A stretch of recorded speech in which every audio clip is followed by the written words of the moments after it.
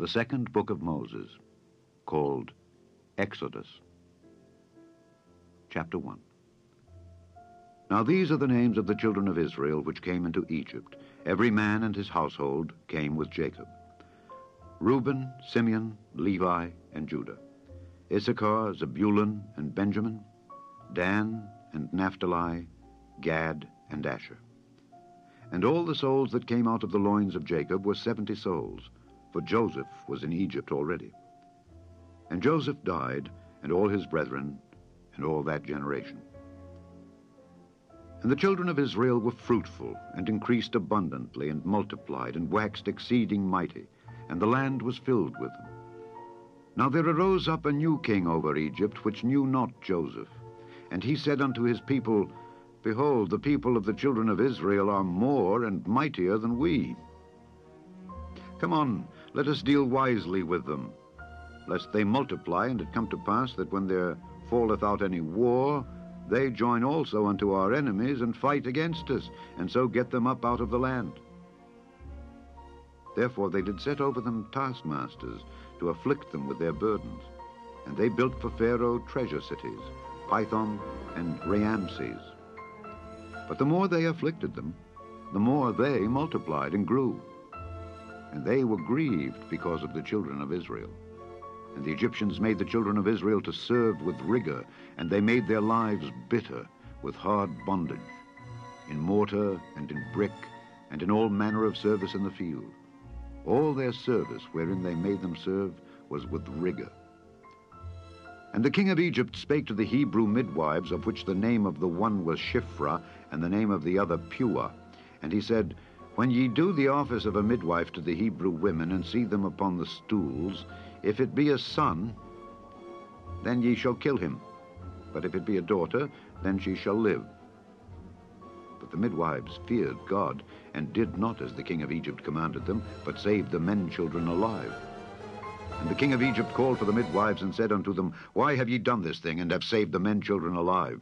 And the midwives said unto Pharaoh, Because the Hebrew women are not as the Egyptian women, for they are lively, and are delivered ere the midwives come in unto them.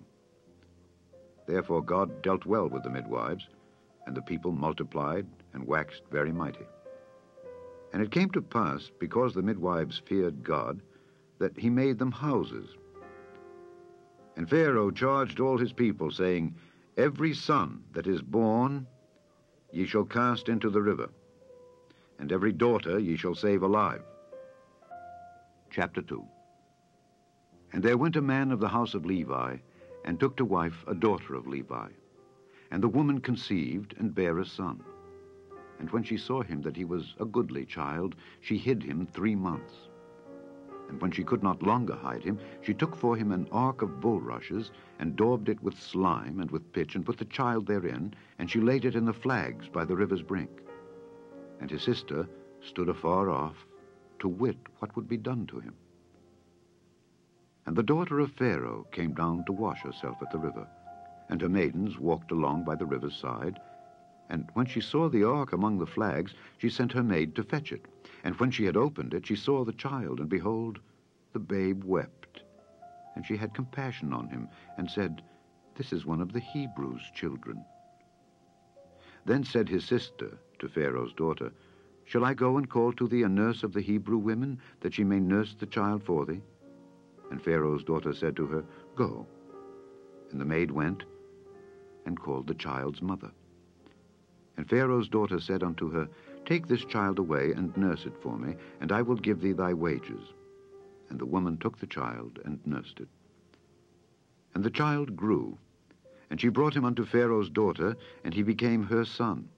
And she called his name Moses. And she said, Because I drew him out of the water. And it came to pass in those days, when Moses was grown, that he went out unto his brethren, and looked on their burdens, and he spied an Egyptian smiting an Hebrew, one of his brethren. And he looked this way and that way, and when he saw that there was no man, he slew the Egyptian, and hid him in the sand. And when he went out the second day, behold, 2 men of the Hebrews strove together. And he said to him that did the wrong, Wherefore smitest thou thy fellow? And he said, Who made thee a prince and a judge over us? Intendest thou to kill me as thou killedst the Egyptian? And Moses feared, and said, Surely this thing is known. Now when Pharaoh heard this thing, he sought to slay Moses. But Moses fled from the face of Pharaoh, and dwelt in the land of Midian. And he sat down by a well. Now the priest of Midian had 7 daughters, and they came and drew water, and filled the troughs to water their father's flock. And the shepherds came and drove them away. But Moses stood up and helped them, and watered their flock. And when they came to Reuel, their father, he said, How is it that ye are come so soon today? And they said, An Egyptian delivered us out of the hand of the shepherds, and also drew water enough for us, and watered the flock. And he said unto his daughters, And where is he? Why is it that ye have left the man? Call him, that he may eat bread. And Moses was content to dwell with the man. And he gave Moses Zipporah his daughter. And she bare him a son, and he called his name Gershom. For he said, I have been a stranger in a strange land. And it came to pass, in process of time, that the king of Egypt died. And the children of Israel sighed by reason of the bondage, and they cried. And their cry came up unto God by reason of the bondage. And God heard their groaning, and God remembered his covenant with Abraham, with Isaac, and with Jacob. And God looked upon the children of Israel, and God had respect unto them. Chapter 3. Now Moses kept the flock of Jethro, his father-in-law, the priest of Midian. And he led the flock to the backside of the desert, and came to the mountain of God, even to Horeb. And the angel of the Lord appeared unto him in a flame of fire out of the midst of a bush. And he looked, and behold, the bush burned with fire, and the bush was not consumed. And Moses said, I will now turn aside and see this great sight, why the bush is not burnt. And when the Lord saw that he turned aside to see, God called unto him out of the midst of the bush, and said, Moses, Moses. And he said, Here am I. And he said, Draw not nigh hither. Put off thy shoes from off thy feet, for the place whereon thou standest is holy ground. Moreover he said, I am the God of thy father, the God of Abraham, the God of Isaac, and the God of Jacob. And Moses hid his face, for he was afraid to look upon God. And the Lord said, I have surely seen the affliction of my people which are in Egypt, and have heard their cry by reason of their taskmasters, for I know their sorrows. And I am come down to deliver them out of the hand of the Egyptians, and to bring them up out of that land unto a good land, and a large, unto a land flowing with milk and honey, unto the place of the Canaanites, and the Hittites, and the Amorites, and the Perizzites, and the Hivites, and the Jebusites. Now therefore, behold, the cry of the children of Israel is come unto me, and I have also seen the oppression wherewith the Egyptians oppress them. Come now therefore, and I will send thee unto Pharaoh, that thou mayest bring forth my people, the children of Israel, out of Egypt. And Moses said unto God, Who am I, that I should go unto Pharaoh, and that I should bring forth the children of Israel out of Egypt?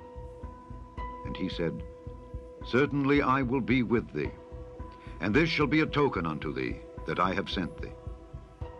When thou hast brought forth the people out of Egypt, ye shall serve God upon this mountain. And Moses said unto God, Behold, when I come unto the children of Israel, and shall say unto them, The God of your fathers hath sent me unto you, and they shall say to me, What is his name? What shall I say unto them? And God said unto Moses, I am that I am. And he said, Thus shalt thou say unto the children of Israel, I am hath sent me unto you.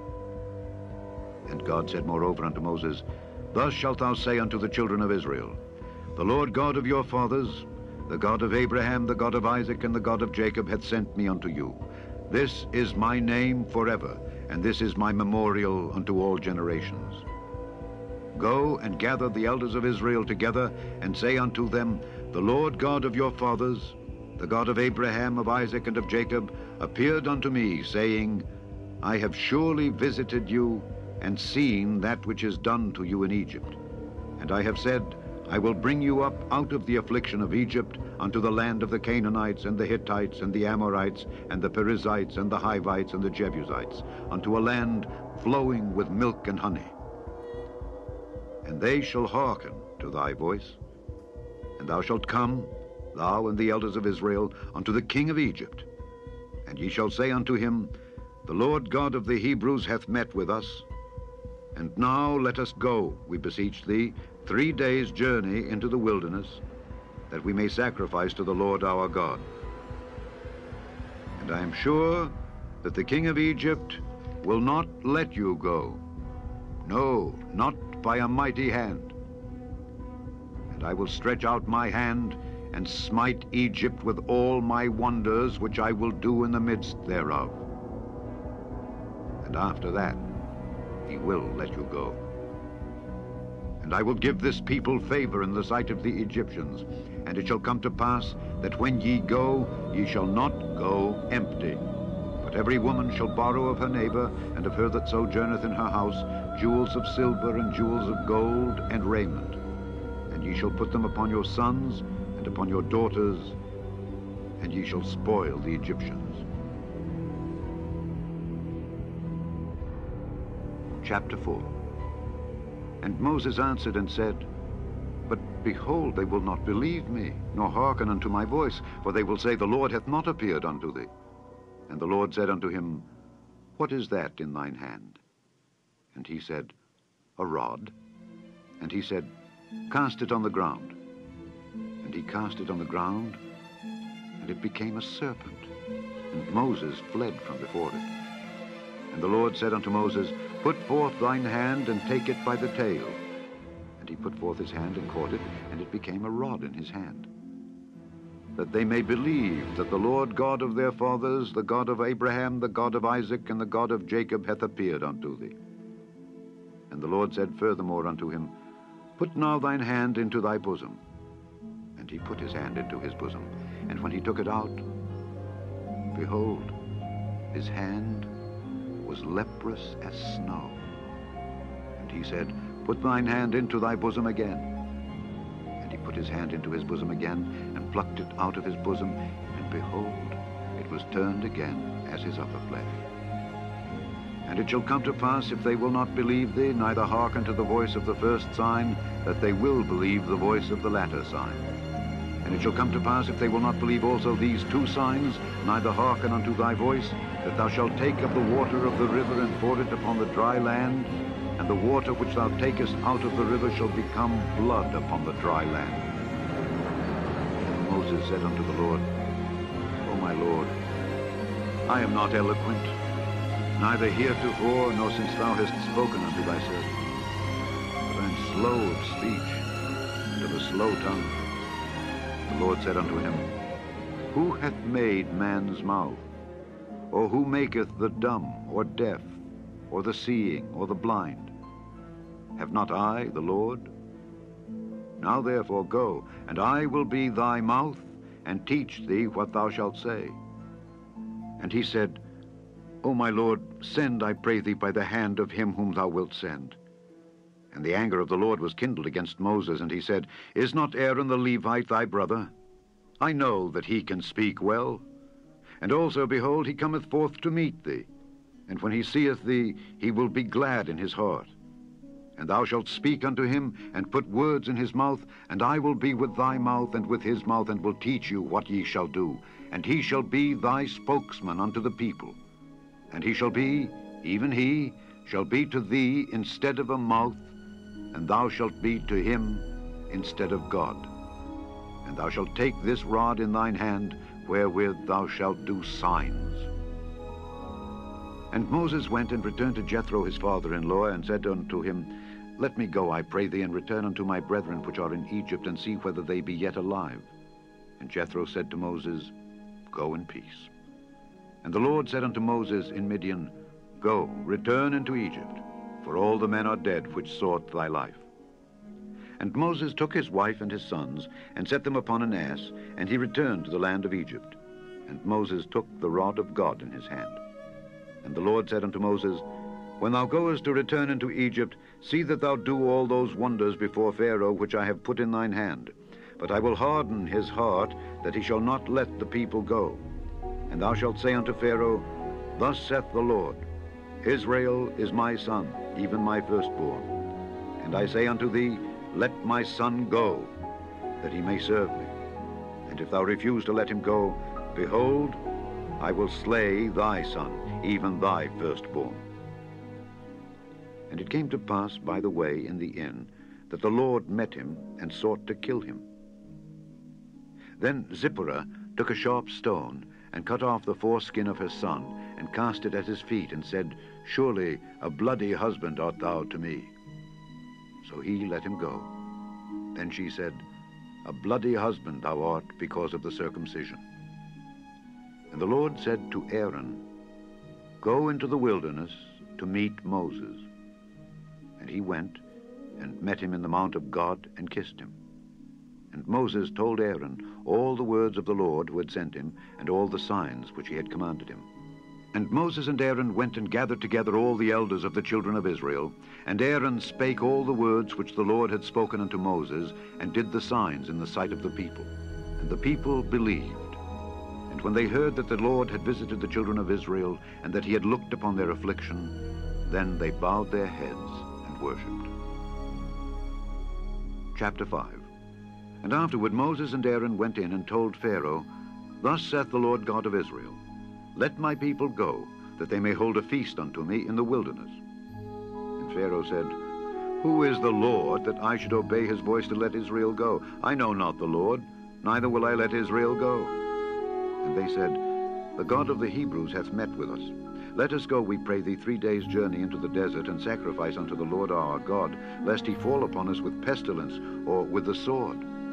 And the king of Egypt said unto them, Wherefore do ye, Moses and Aaron, let the people from their works? Get you unto your burdens. And Pharaoh said, Behold, the people of the land now are many, and ye make them rest from their burdens. And Pharaoh commanded the same day the taskmasters of the people and their officers, saying, Ye shall no more give the people straw to make brick as heretofore. Let them go and gather straw for themselves. And the tale of the bricks which they did make heretofore, ye shall lay upon them. Ye shall not diminish aught thereof, for they be idle. Therefore they cry, saying, Let us go and sacrifice to our God. Let their more work be laid upon the men, that they may labor therein. And let them not regard vain words. And the taskmasters of the people went out, and their officers, and they spake to the people, saying, Thus saith Pharaoh, I will not give you straw. Go ye, get you straw where ye can find it. Yet not aught of your work shall be diminished. So the people were scattered abroad throughout all the land of Egypt to gather stubble instead of straw. And the taskmasters hasted them, saying, Fulfill your works, your daily tasks, as when there was straw. And the officers of the children of Israel, which Pharaoh's taskmasters had set over them, were beaten, and demanded, Wherefore have ye not fulfilled your task in making brick, both yesterday and today as heretofore? Then the officers of the children of Israel came and cried unto Pharaoh, saying, Wherefore dealest thou thus with thy servants? There is no straw given unto thy servants, and they say to us, Make brick, and behold, thy servants are beaten. But the fault is in thine own people. But he said, Ye are idle, ye are idle. Therefore ye say, Let us go and do sacrifice to the Lord. Go therefore now and work, for there shall no straw be given you. Yet shall ye deliver the tale of bricks.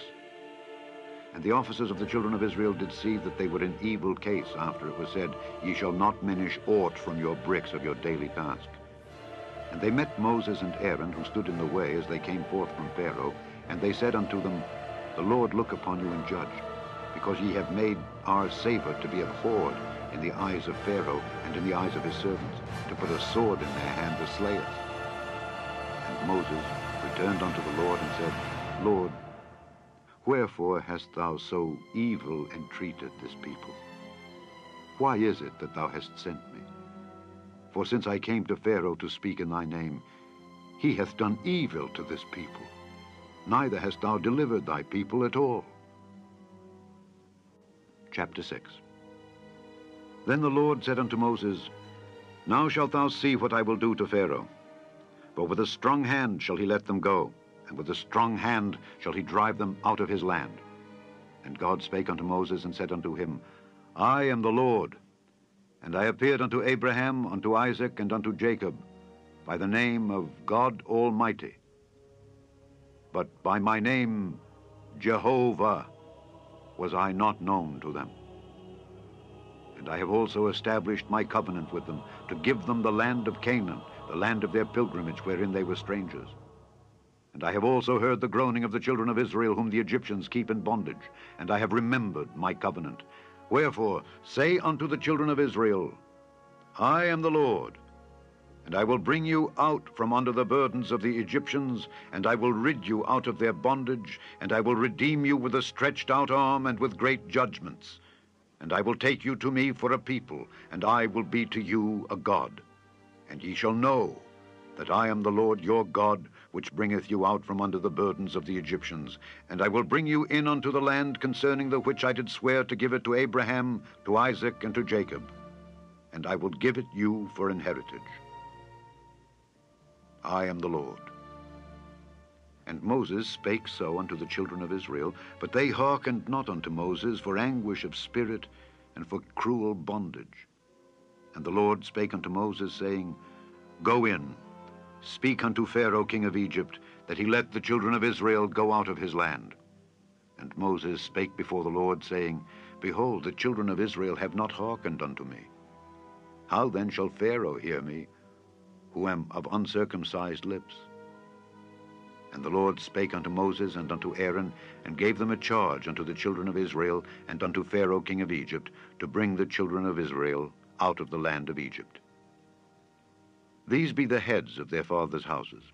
The sons of Reuben, the firstborn of Israel, Hanok, and Palu, Hezron, and Carmi. These be the families of Reuben. And the sons of Simeon, Jemuel, and Jamin, and Ohad, and Jachin, and Zohar, and Shael, the son of a Canaanitish woman. These are the families of Simeon. And these are the names of the sons of Levi according to their generations, Gershon, and Kohath, and Merari, and the years of the life of Levi were 137 years. The sons of Gershon, Libni, and Shimei according to their families. And the sons of Kohath, Amram, and Izhar, and Hebron, and Uzziel. And the years of the life of Kohath were 133 years. And the sons of Merari, Mahali, and Mushai. These are the families of Levi according to their generations. And Amram took him Jochebed, his father's sister, to wife, and she bare him Aaron and Moses. And the years of the life of Amram were 137 years. And the sons of Izhar, Korah, and Nepheg, and Zichri.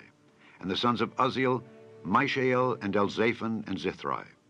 And Aaron took him Elisheba, daughter of Aminadab, sister of Naashon, to wife, and she bare him Nadab, and Abihu, Eleazar, and Ithamar. And the sons of Korah, Aser, and Elkanah, and Abiasaph. These are the families of the Korhites. And Eleazar, Aaron's son, took him one of the daughters of Putiel to wife, and she bare him Phinehas. These are the heads of the fathers of the Levites according to their families. These are that Aaron and Moses, to whom the Lord said, Bring out the children of Israel from the land of Egypt according to their armies. These are they which spake to Pharaoh, king of Egypt, to bring out the children of Israel from Egypt. These are that Moses and Aaron. And it came to pass on the day when the Lord spake unto Moses in the land of Egypt, that the Lord spake unto Moses, saying, I am the Lord. Speak thou unto Pharaoh, king of Egypt, all that I say unto thee. And Moses said before the Lord, Behold, I am of uncircumcised lips, and how shall Pharaoh hearken unto me? Chapter 7. And the Lord said unto Moses, See, I have made thee a god to Pharaoh, and Aaron thy brother shall be thy prophet. Thou shalt speak all that I command thee, and Aaron thy brother shall speak unto Pharaoh, that he send the children of Israel out of his land. And I will harden Pharaoh's heart, and multiply my signs and my wonders in the land of Egypt. But Pharaoh shall not hearken unto you, that I may lay my hand upon Egypt, and bring forth mine armies and my people, the children of Israel, out of the land of Egypt by great judgments. And the Egyptians shall know that I am the Lord, when I stretch forth mine hand upon Egypt, and bring out the children of Israel from among them. And Moses and Aaron did as the Lord commanded them. So did they. And Moses was 80 years old, and Aaron 83 years old, when they spake unto Pharaoh. And the Lord spake unto Moses and unto Aaron, saying, When Pharaoh shall speak unto you, saying, Show a miracle for you, then thou shalt say unto Aaron, Take thy rod, and cast it before Pharaoh, and it shall become a serpent. And Moses and Aaron went in unto Pharaoh, and they did so as the Lord had commanded. And Aaron cast down his rod before Pharaoh and before his servants, and it became a serpent. Then Pharaoh also called the wise men and the sorcerers. Now the magicians of Egypt, they also did in like manner with their enchantments, for they cast down every man his rod, and they became serpents. But Aaron's rod swallowed up their rods. And he hardened Pharaoh's heart, that he hearkened not unto them, as the Lord had said. And the Lord said unto Moses, Pharaoh's heart is hardened, he refuseth to let the people go. Get thee unto Pharaoh in the morning. Lo, he goeth out unto the water, and thou shalt stand by the river's brink against he come. And the rod which was turned to a serpent shalt thou take in thine hand. And thou shalt say unto him, The Lord God of the Hebrews hath sent me unto thee, saying, Let my people go, that they may serve me in the wilderness. And behold, hitherto thou wouldest not hear. Thus saith the Lord, In this thou shalt know that I am the Lord. Behold, I will smite with the rod that is in mine hand upon the waters which are in the river, and they shall be turned to blood. And the fish that is in the river shall die, and the river shall stink, and the Egyptians shall loathe to drink of the water of the river. And the Lord spake unto Moses, Say unto Aaron, Take thy rod, and stretch out thine hand upon the waters of Egypt, upon their streams, upon their rivers, and upon their ponds, and upon all their pools of water, that they may become blood, and that there may be blood throughout all the land of Egypt, both in vessels of wood and in vessels of stone. And Moses and Aaron did so as the Lord commanded.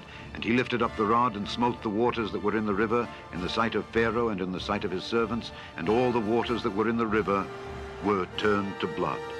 And the fish that was in the river died, and the river stank, and the Egyptians could not drink of the water of the river.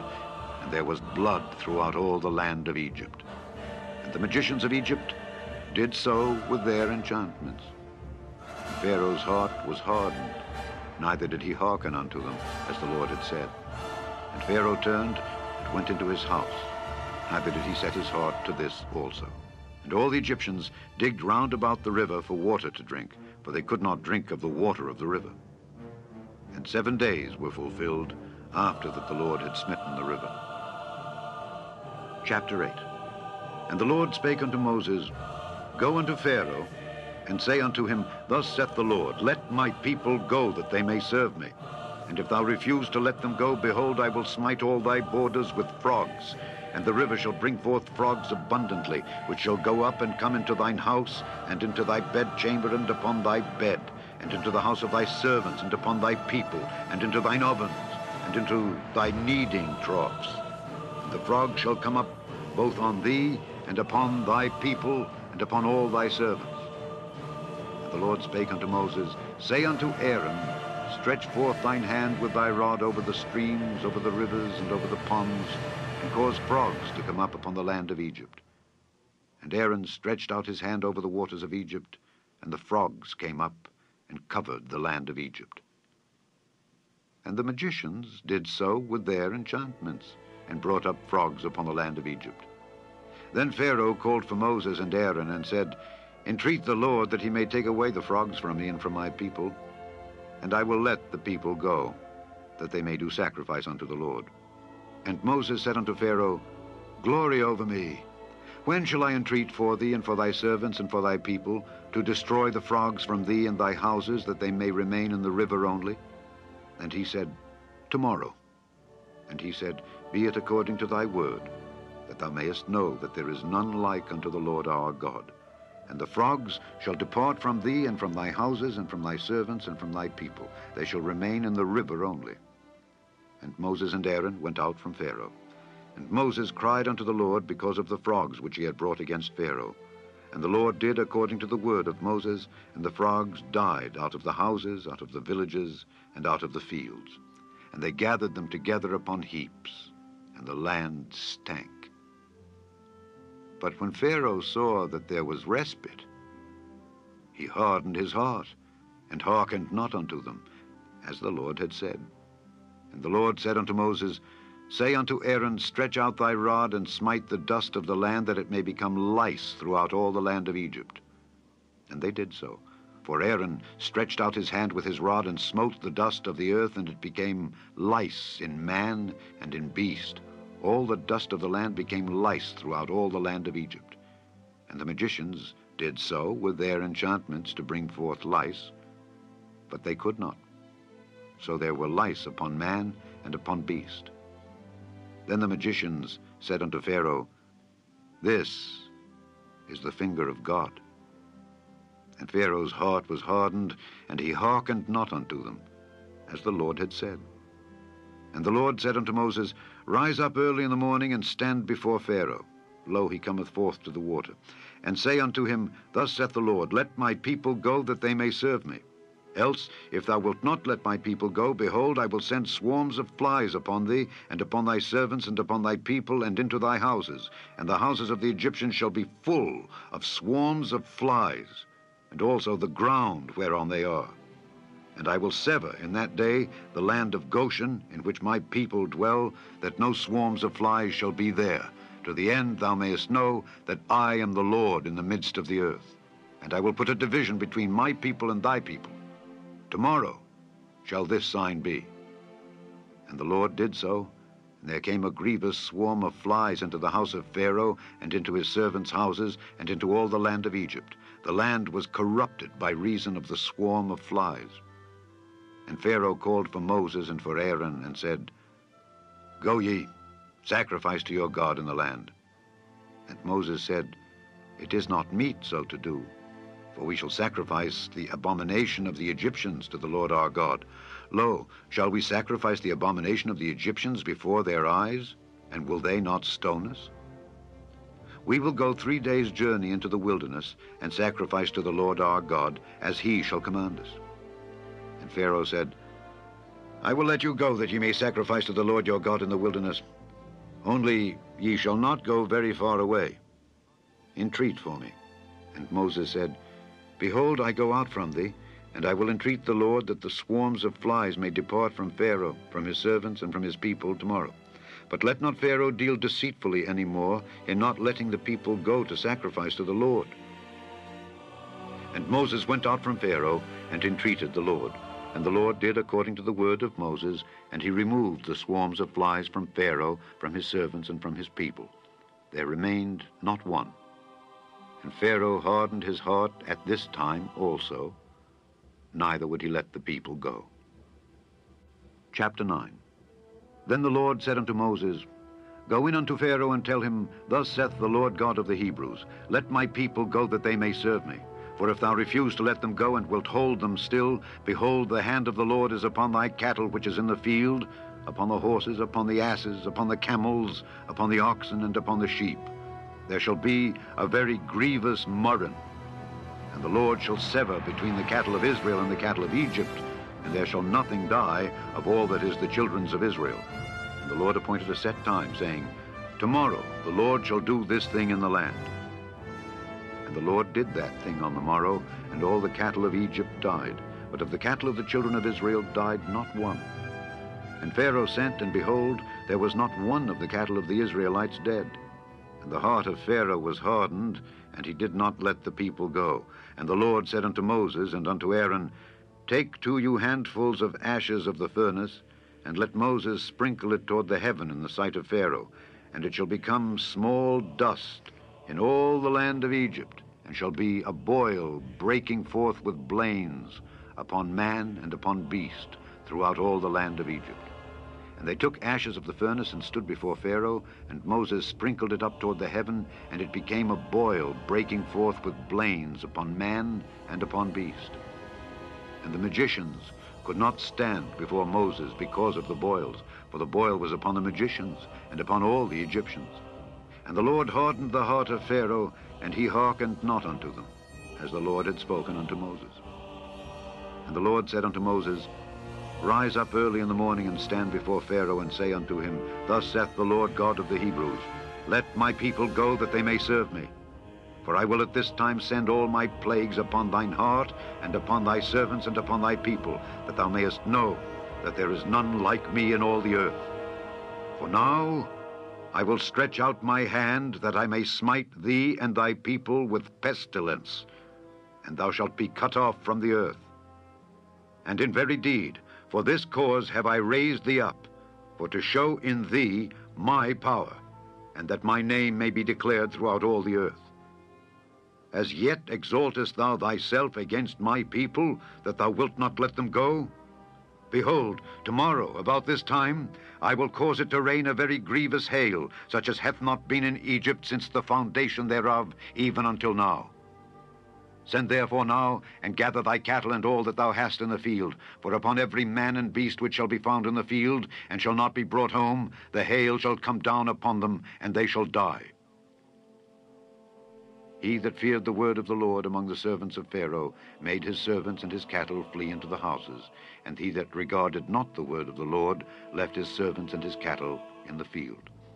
And the Lord said unto Moses, Stretch forth thine hand toward heaven, that there may be hail in all the land of Egypt, upon man and upon beast and upon every herb of the field throughout the land of Egypt. And Moses stretched forth his rod toward heaven, and the Lord sent thunder and hail, and the fire ran along upon the ground, and the Lord rained hail upon the land of Egypt. So there was hail and fire mingled with the hail, very grievous, such as there was none like it in all the land of Egypt since it became a nation. And the hail smote throughout all the land of Egypt all that was in the field, both man and beast. And the hail smote every herb of the field, and brake every tree of the field. Only in the land of Goshen, where the children of Israel were, was there no hail.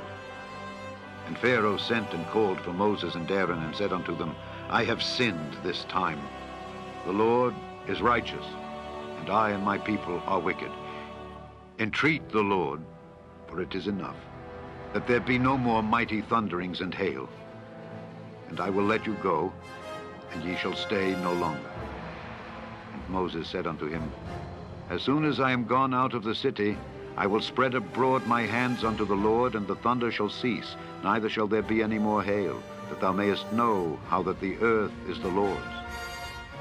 But as for thee and thy servants, I know that ye will not yet fear the Lord God. And the flax and the barley was smitten, for the barley was in the ear, and the flax was bold. The wheat and the rye were not smitten, for they were not grown up. And Moses went out of the city from Pharaoh, and spread abroad his hands unto the Lord. And the thunders and hail ceased, and the rain was not poured upon the earth. And when Pharaoh saw that the rain and the hail and the thunders were ceased, he sinned yet more, and hardened his heart, he and his servants. The heart of Pharaoh was hardened, neither would he let the children of Israel go, as the Lord had spoken by Moses. Chapter 10. And the Lord said unto Moses, Go in unto Pharaoh, for I have hardened his heart and the heart of his servants, that I might show these my signs before him, and that thou mayest tell in the ears of thy son and of thy son's son what things I have wrought in Egypt, and my signs which I have done among them, that ye may know how that I am the Lord. And Moses and Aaron came in unto Pharaoh, and said unto him, Thus saith the Lord God of the Hebrews, How long wilt thou refuse to humble thyself before me? Let my people go, that they may serve me. Else, if thou refuse to let my people go, behold, tomorrow will I bring the locusts into thy coast, and they shall cover the face of the earth, that one cannot be able to see the earth. And they shall eat the residue of that which is escaped, which remaineth unto you from the hail, and shall eat every tree which groweth for you out of the field. And they shall fill thy houses, and the houses of all thy servants, and the houses of all the Egyptians, which neither thy fathers nor thy fathers' fathers have seen since the day that they were upon the earth unto this day. And he turned himself and went out from Pharaoh. And Pharaoh's servants said unto him, How long shall this man be a snare unto us? Let the men go, that they may serve the Lord their God. Knowest thou not yet that Egypt is destroyed? And Moses and Aaron were brought again unto Pharaoh, and he said unto them, Go, serve the Lord your God. But who are they that shall go? And Moses said, We will go with our young and with our old, with our sons and with our daughters, with our flocks and with our herds will we go, for we must hold a feast unto the Lord. And he said unto them, Let the Lord be so with you as I will let you go and your little ones. Look to it, for evil is before you. Not so. Go now, ye that are men, and serve the Lord, for that ye did desire. And they were driven out from Pharaoh's presence. And the Lord said unto Moses, Stretch out thine hand over the land of Egypt for the locusts, that they may come up upon the land of Egypt and eat every herb of the land, even all that the hail hath left. And Moses stretched forth his rod over the land of Egypt, and the Lord brought an east wind upon the land all that day and all that night. And when it was morning, the east wind brought the locusts. And the locusts went up over all the land of Egypt, and rested in all the coasts of Egypt. Very grievous were they. Before them there were no such locusts as they, neither after them shall be such. For they covered the face of the whole earth, so that the land was darkened.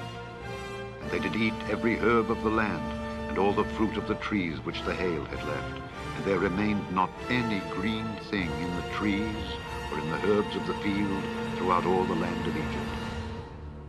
Then Pharaoh called for Moses and Aaron in haste, and he said, I have sinned against the Lord your God and against you. Now therefore forgive, I pray thee, my sin, only this once, and entreat the Lord your God that he may take away from me this death only. And he went out from Pharaoh and entreated the Lord. And the Lord turned a mighty strong west wind, which took away the locusts and cast them into the Red Sea. There remained not one locust in all the coasts of Egypt.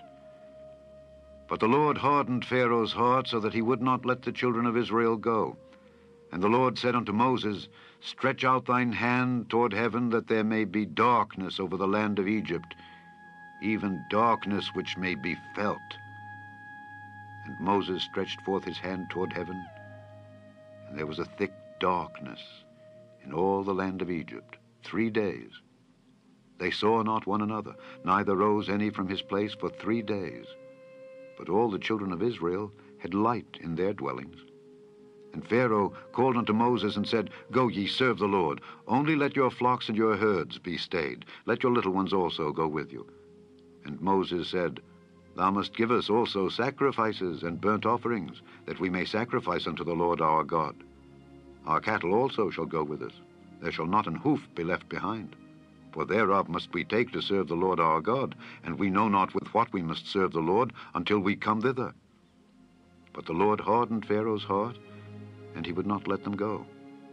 And Pharaoh said unto him, Get thee from me, take heed to thyself, see my face no more, for in that day thou seest my face, thou shalt die. And Moses said, Thou hast spoken well. I will see thy face again no more.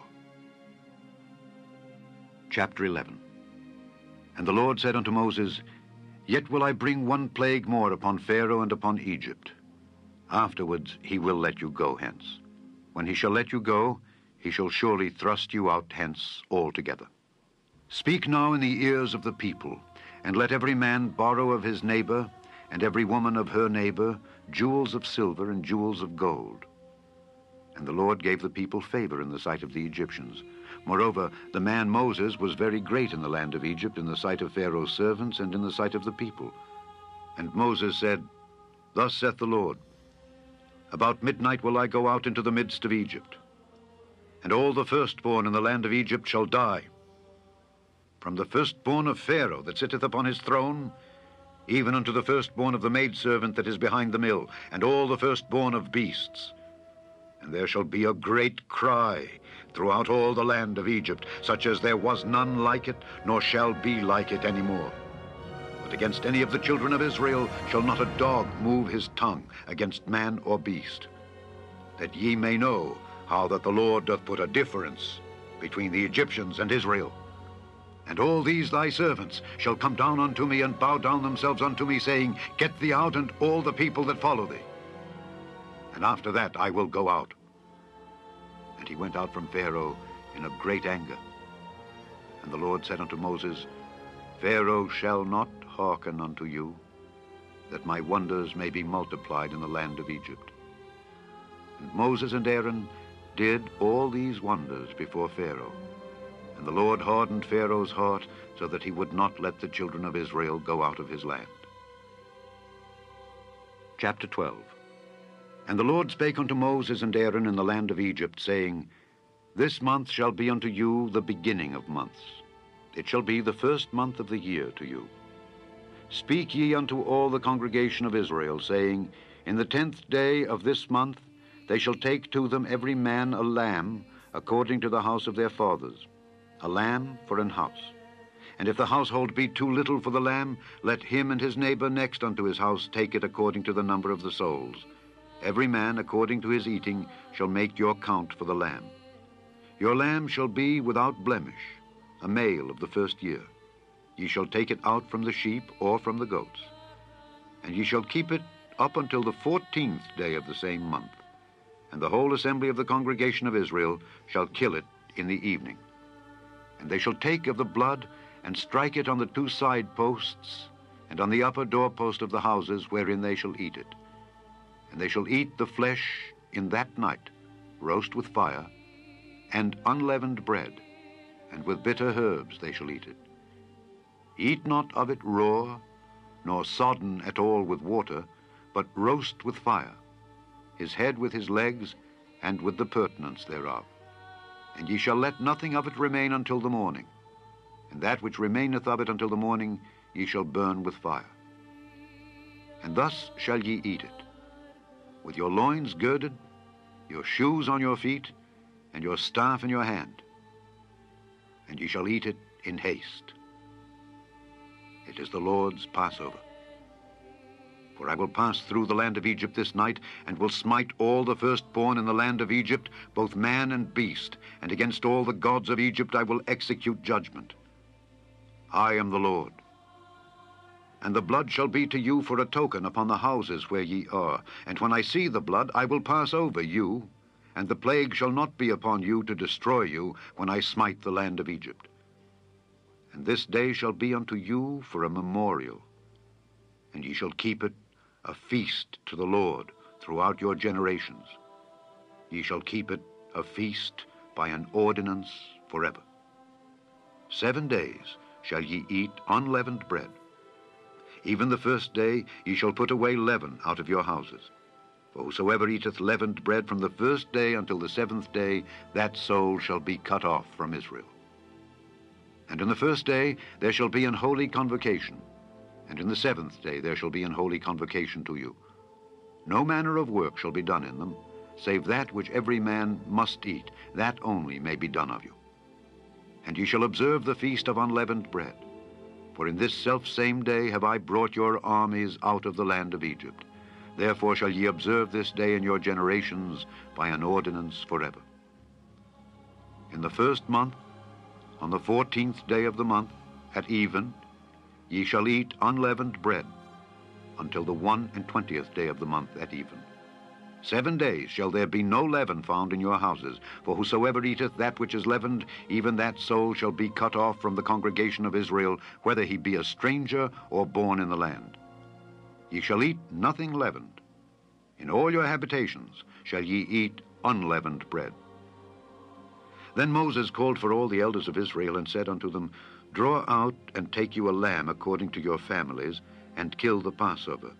And ye shall take a bunch of hyssop, and dip it in the blood that is in the basin, and strike the lintel and the 2 side posts with the blood that is in the basin.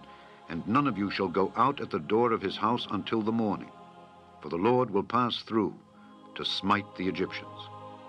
And when he seeth the blood upon the lintel and on the 2 side posts, the Lord will pass over the door, and will not suffer the destroyer to come in unto your houses to smite you. And ye shall observe this thing for an ordinance to thee and to thy sons forever. And it shall come to pass, when ye be come to the land which the Lord will give you, according as he hath promised, that ye shall keep this service. And it shall come to pass, when your children shall say unto you, What mean ye by this service? That ye shall say, It is the sacrifice of the Lord's Passover, who passed over the houses of the children of Israel in Egypt, when he smote the Egyptians and delivered our houses. And the people bowed the head and worshipped. And the children of Israel went away, and did as the Lord had commanded Moses and Aaron. So did they. And it came to pass that at midnight the Lord smote all the firstborn in the land of Egypt, from the firstborn of Pharaoh that sat on his throne, unto the firstborn of the captive that was in the dungeon, and all the firstborn of cattle. And Pharaoh rose up in the night, he and all his servants and all the Egyptians, and there was a great cry in Egypt, for there was not a house where there was not one dead. And he called for Moses and Aaron by night, and said, Rise up and get you forth from among my people, both ye and the children of Israel, and go, serve the Lord as ye have said. Also take your flocks and your herds as ye have said, and be gone, and bless me also. And the Egyptians were urgent upon the people that they might send them out of the land in haste, for they said, We be all dead men. And the people took their dough before it was leavened, their kneading troughs being bound up in their clothes upon their shoulders. And the children of Israel did according to the word of Moses. And they borrowed of the Egyptians jewels of silver and jewels of gold and raiment. And the Lord gave the people favor in the sight of the Egyptians, so that they lent unto them such things as they required. And they spoiled the Egyptians. And the children of Israel journeyed from Ramesses to Succoth, about 600,000 on foot that were men, beside children. And a mixed multitude went up also with them, and flocks and herds, even very much cattle. And they baked unleavened cakes of the dough which they brought forth out of Egypt, for it was not leavened, because they were thrust out of Egypt, and could not tarry, neither had they prepared for themselves any victual. Now the sojourning of the children of Israel who dwelt in Egypt was 430 years. And it came to pass at the end of the 430 years, even the selfsame day it came to pass, that all the hosts of the Lord went out from the land of Egypt. It is a night to be much observed unto the Lord, for bringing them out from the land of Egypt. This is that night of the Lord, to be observed of all the children of Israel in their generations. And the Lord said unto Moses and Aaron, This is the ordinance of the Passover. There shall no stranger eat thereof. But every man's servant that is bought for money, when thou hast circumcised him, then shall he eat thereof. A foreigner and an hired servant shall not eat thereof. In one house shall it be eaten. Thou shalt not carry forth aught of the flesh abroad out of the house, neither shall ye break a bone thereof. All the congregation of Israel shall keep it. And when a stranger shall sojourn with thee, and will keep the Passover to the Lord, let all his males be circumcised, and then let him come near and keep it. And he shall be as one that is born in the land. For no uncircumcised person shall eat thereof. One law shall be to him that is homeborn, and unto the stranger that sojourneth among you. Thus did all the children of Israel, as the Lord commanded Moses and Aaron, so did they. And it came to pass the selfsame day, that the Lord did bring the children of Israel out of the land of Egypt by their armies. Chapter 13. And the Lord spake unto Moses, saying, Sanctify unto me all the firstborn, whatsoever openeth the womb among the children of Israel, both of man and of beast. It is mine. And Moses said unto the people, Remember this day in which ye came out from Egypt, out of the house of bondage. For by strength of hand the Lord brought you out from this place. There shall no leavened bread be eaten. This day came ye out in the month Abib. And it shall be, when the Lord shall bring thee into the land of the Canaanites, and the Hittites, and the Amorites, and the Hivites, and the Jebusites, which he sware unto thy fathers to give thee, a land flowing with milk and honey, that thou shalt keep this service in this month. 7 days thou shalt eat unleavened bread, and in the 7th day shall be a feast to the Lord. Unleavened bread shall be eaten 7 days, and there shall no leavened bread be seen with thee, neither shall there be leaven seen with thee in all thy quarters.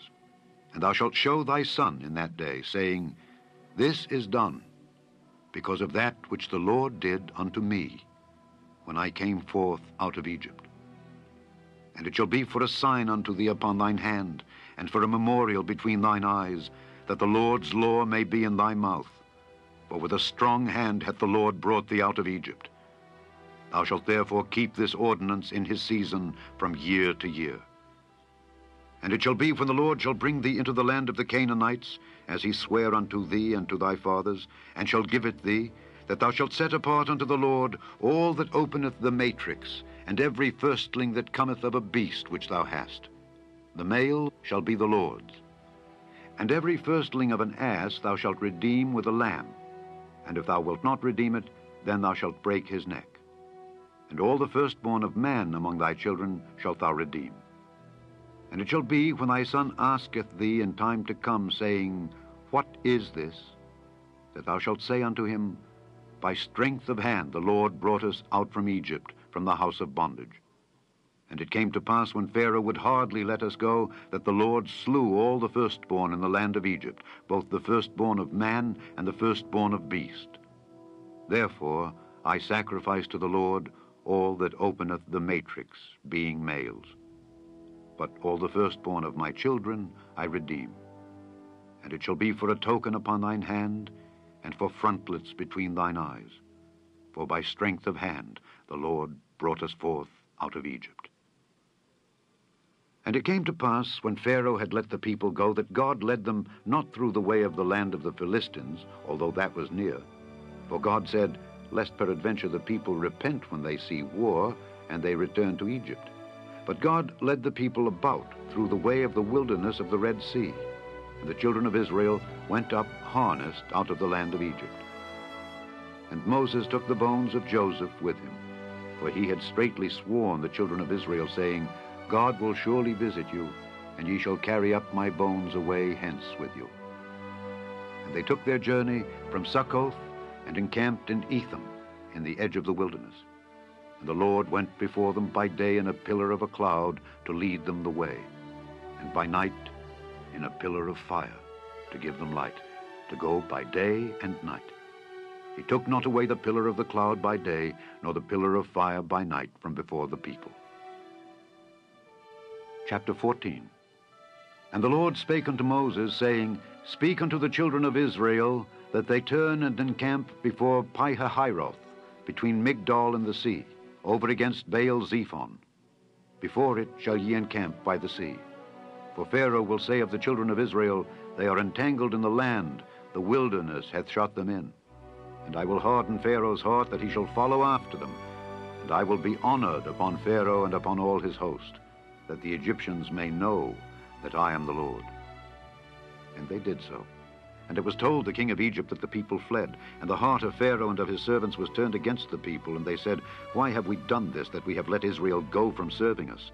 And he made ready his chariot, and took his people with him. And he took 600 chosen chariots, and all the chariots of Egypt, and captains over every one of them. And the Lord hardened the heart of Pharaoh king of Egypt, and he pursued after the children of Israel, and the children of Israel went out with an high hand. But the Egyptians pursued after them, all the horses and chariots of Pharaoh, and his horsemen and his army, and overtook them encamping by the sea, beside Pi-hahiroth, before Baal-zephon. And when Pharaoh drew nigh, the children of Israel lifted up their eyes, and behold, the Egyptians marched after them, and they were sore afraid, and the children of Israel cried out unto the Lord. And they said unto Moses, Because there were no graves in Egypt, hast thou taken us away to die in the wilderness?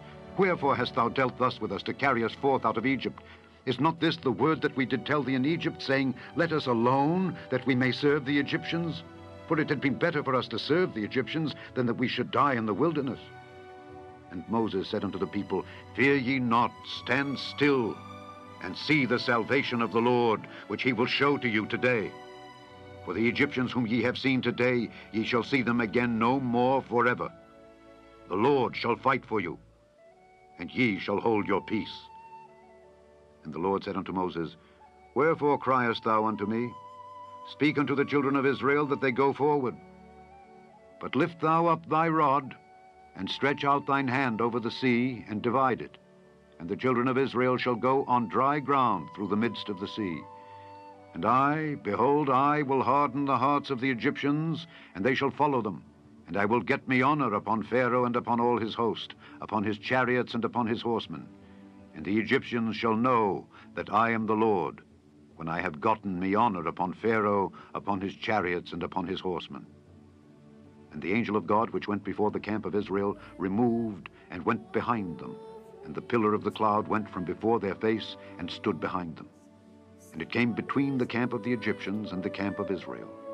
And it was a cloud and darkness to them, but it gave light by night to these, so that the one came not near the other all the night. And Moses stretched out his hand over the sea, and the Lord caused the sea to go back by a strong east wind all that night, and made the sea dry land, and the waters were divided. And the children of Israel went into the midst of the sea upon the dry ground. And the waters were a wall unto them on their right hand and on their left. And the Egyptians pursued, and went in after them to the midst of the sea, even all Pharaoh's horses, his chariots, and his horsemen. And it came to pass that in the morning watch the Lord looked unto the host of the Egyptians through the pillar of fire and of the cloud, and troubled the host of the Egyptians, and took off their chariot wheels, that they drave them heavily, so that the Egyptians said, Let us flee from the face of Israel, for the Lord fighteth for them against the Egyptians. And the Lord said unto Moses, Stretch out thine hand over the sea, that the waters may come again upon the Egyptians, upon their chariots and upon their horsemen. And Moses stretched forth his hand over the sea, and the sea returned to his strength when the morning appeared, and the Egyptians fled against it. And the Lord overthrew the Egyptians in the midst of the sea, and the waters returned and covered the chariots and the horsemen, and all the host of Pharaoh that came into the sea after them. There remained not so much as one of them. But the children of Israel walked upon dry land in the midst of the sea, and the waters were a wall unto them on their right hand and on their left. Thus the Lord saved Israel that day out of the hand of the Egyptians. And Israel saw the Egyptians dead upon the seashore. And Israel saw that great work which the Lord did upon the Egyptians, and the people feared the Lord and believed the Lord and his servant Moses. Chapter 15. Then sang Moses and the children of Israel this song unto the Lord, and spake, saying, I will sing unto the Lord, for he hath triumphed gloriously. The horse and his rider hath he thrown into the sea. The Lord is my strength and song, and he is become my salvation. He is my God, and I will prepare him an habitation, my father's God, and I will exalt him. The Lord is a man of war. The Lord is his name. Pharaoh's chariots and his host hath he cast into the sea. His chosen captains also are drowned in the Red Sea.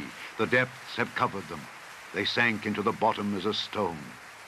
Thy right hand, O Lord, is become glorious in power. Thy right hand, O Lord, hath dashed in pieces the enemy. And in the greatness of thine excellency thou hast overthrown them that rose up against thee. Thou sentest forth thy wrath, which consumed them as stubble. And with a blast of thy nostrils the waters were gathered together, the floods stood upright as an heap, and the depths were congealed in the heart of the sea.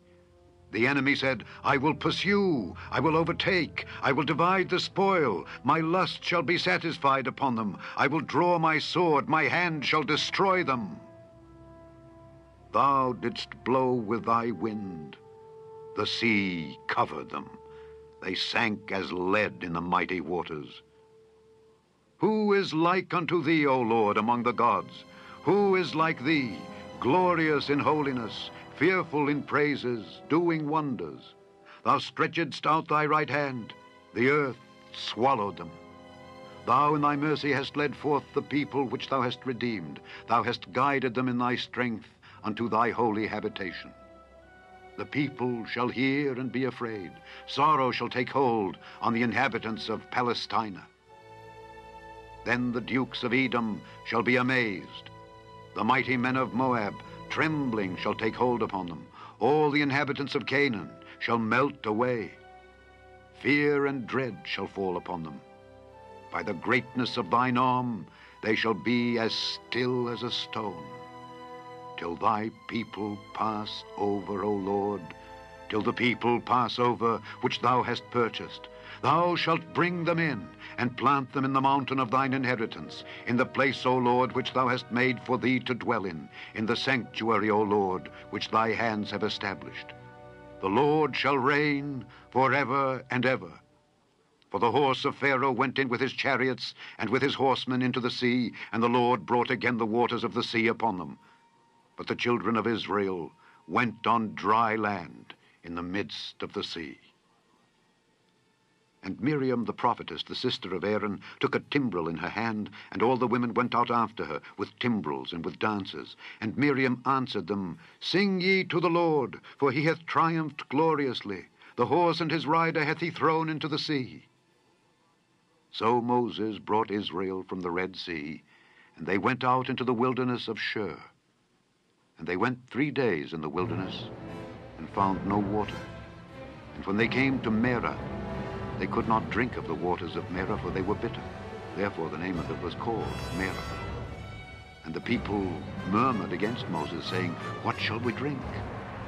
And he cried unto the Lord, and the Lord showed him a tree, which when he had cast into the waters were made sweet. There he made for them a statute and an ordinance, and there he proved them, and said, If thou wilt diligently hearken to the voice of the Lord thy God, and wilt do that which is right in his sight, and wilt give ear to his commandments, and keep all his statutes, I will put none of these diseases upon thee, which I have brought upon the Egyptians. For I am the Lord that healeth thee. And they came to Elim, where were 12 wells of water, and 70 palm trees, and they encamped there by the waters. Chapter 16. And they took their journey from Elim, and all the congregation of the children of Israel came unto the wilderness of Sin, which is between Elim and Sinai, on the 15th day of the 2nd month after their departing out of the land of Egypt. And the whole congregation of the children of Israel murmured against Moses and Aaron in the wilderness. And the children of Israel said unto them, Would to God we had died by the hand of the Lord in the land of Egypt, when we sat by the flesh pots, and when we did eat bread to the full. For ye have brought us forth into this wilderness, to kill this whole assembly with hunger. Then said the Lord unto Moses, Behold, I will rain bread from heaven for you, and the people shall go out and gather a certain rate every day, that I may prove them whether they will walk in my law or no. And it shall come to pass that on the 6th day they shall prepare that which they bring in, and it shall be twice as much as they gather daily. And Moses and Aaron said unto all the children of Israel, At even then ye shall know that the Lord hath brought you out from the land of Egypt. And in the morning then ye shall see the glory of the Lord, for that he heareth your murmurings against the Lord. And what are we that ye murmur against us? And Moses said, This shall be when the Lord shall give you in the evening flesh to eat, and in the morning bread to the full, for that the Lord heareth your murmurings which ye murmur against him. And what are we? Your murmurings are not against us, but against the Lord. And Moses spake unto Aaron, Say unto all the congregation of the children of Israel, Come near before the Lord, for he hath heard your murmurings. And it came to pass, as Aaron spake unto the whole congregation of the children of Israel, that they looked toward the wilderness, and behold, the glory of the Lord appeared in the cloud. And the Lord spake unto Moses, saying, I have heard the murmurings of the children of Israel. Speak unto them, saying, At even ye shall eat flesh, and in the morning ye shall be filled with bread, and ye shall know that I am the Lord your God. And it came to pass that at even the quails came up and covered the camp. And in the morning the dew lay round about the host. And when the dew that lay was gone up, behold, upon the face of the wilderness there lay a small round thing, as small as the hoarfrost on the ground. And when the children of Israel saw it, they said one to another, It is manna, for they wist not what it was. And Moses said unto them, This is the bread which the Lord hath given you to eat. This is the thing which the Lord hath commanded. Gather of it every man according to his eating, an omer for every man according to the number of your persons. Take ye every man for them which are in his tents. And the children of Israel did so, and gathered, some more, some less. And when they did meet it with an omer, he that gathered much had nothing over, and he that gathered little had no lack. They gathered every man according to his eating. And Moses said, Let no man leave of it till the morning. Notwithstanding, they hearkened not unto Moses, but some of them left of it until the morning. and it bred worms and stank, and Moses was wroth with them. And they gathered it every morning, every man according to his eating. And when the sun waxed hot, it melted. And it came to pass that on the 6th day they gathered twice as much bread, 2 omers for one man. And all the rulers of the congregation came and told Moses, and he said unto them, This is that which the Lord hath said, Tomorrow is the rest of the holy Sabbath unto the Lord. Bake that which ye will bake today, and seethe that ye will seethe, and that which remaineth over lay up for you to be kept until the morning. And they laid it up till the morning, as Moses bade, and it did not stink, neither was there any worm therein. And Moses said, Eat that today, for today is a Sabbath unto the Lord. Today ye shall not find it in the field. 6 days ye shall gather it, but on the 7th day, which is the Sabbath, in it there shall be none. And it came to pass that there went out some of the people on the 7th day for to gather, and they found none. And the Lord said unto Moses, How long refuse ye to keep my commandments and my laws? See, for that the Lord hath given you the Sabbath, therefore he giveth you on the 6th day the bread of 2 days. Abide ye every man in his place. Let no man go out of his place on the 7th day. So the people rested on the 7th day. And the house of Israel called the name thereof manna. And it was like coriander seed, white. And the taste of it was like wafers made with honey. And Moses said, This is the thing which the Lord commandeth. Fill an omer of it to be kept for your generations, that they may see the bread wherewith I have fed you in the wilderness, when I brought you forth from the land of Egypt. And Moses said unto Aaron, Take a pot, and put an omer full of manna therein, and lay it up before the Lord, to be kept for your generations. As the Lord commanded Moses, so Aaron laid it up before the testimony to be kept. And the children of Israel did eat manna 40 years, until they came to a land inhabited. They did eat manna until they came unto the borders of the land of Canaan. Now an omer is the 10th part of an ephah. Chapter 17. And all the congregation of the children of Israel journeyed from the wilderness of Sin after their journeys, according to the commandment of the Lord, and pitched in Rephidim. And there was no water for the people to drink. Wherefore the people did chide with Moses, and said, Give us water that we may drink. And Moses said unto them, Why chide ye with me? Wherefore do ye tempt the Lord? And the people thirsted there for water, and the people murmured against Moses, and said, Wherefore is this that thou hast brought us up out of Egypt, to kill us and our children and our cattle with thirst? And Moses cried unto the Lord, saying, What shall I do unto this people? They be almost ready to stone me. And the Lord said unto Moses, Go on before the people, and take with thee of the elders of Israel, and thy rod, wherewith thou smotest the river, take in thine hand, and go. Behold, I will stand before thee there upon the rock in Horeb, and thou shalt smite the rock, and there shall come water out of it, that the people may drink. And Moses did so in the sight of the elders of Israel, and he called the name of the place Massah and Meribah, because of the chiding of the children of Israel, and because they tempted the Lord, saying, Is the Lord among us or not? Then came Amalek, and fought with Israel in Rephidim. And Moses said unto Joshua, Choose us out men, and go out, fight with Amalek. Tomorrow I will stand on the top of the hill with the rod of God in mine hand. So Joshua did as Moses had said to him, and fought with Amalek. And Moses, Aaron, and Hur went up to the top of the hill. And it came to pass, when Moses held up his hand, that Israel prevailed. And when he let down his hand, Amalek prevailed.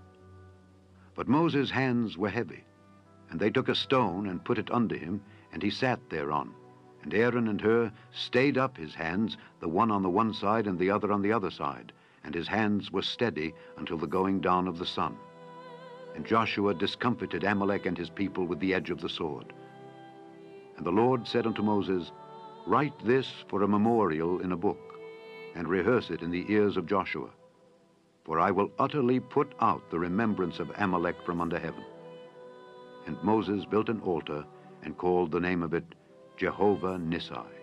For he said, Because the Lord hath sworn that the Lord will have war with Amalek from generation to generation. Chapter 18. When Jethro, the priest of Midian, Moses' father-in-law, heard of all that God had done for Moses and for Israel his people, and that the Lord had brought Israel out of Egypt, then Jethro, Moses' father-in-law, took Zipporah, Moses' wife, after he had sent her back, and her 2 sons, of which the name of the one was Gershom, for he said, I have been an alien in a strange land, and the name of the other was Eliezer, for the God of my father, said he, was mine help, and delivered me from the sword of Pharaoh. And Jethro, Moses' father-in-law, came with his sons and his wife unto Moses into the wilderness, where he encamped at the mount of God. And he said unto Moses, I, thy father-in-law Jethro, am come unto thee, and thy wife and her 2 sons with her.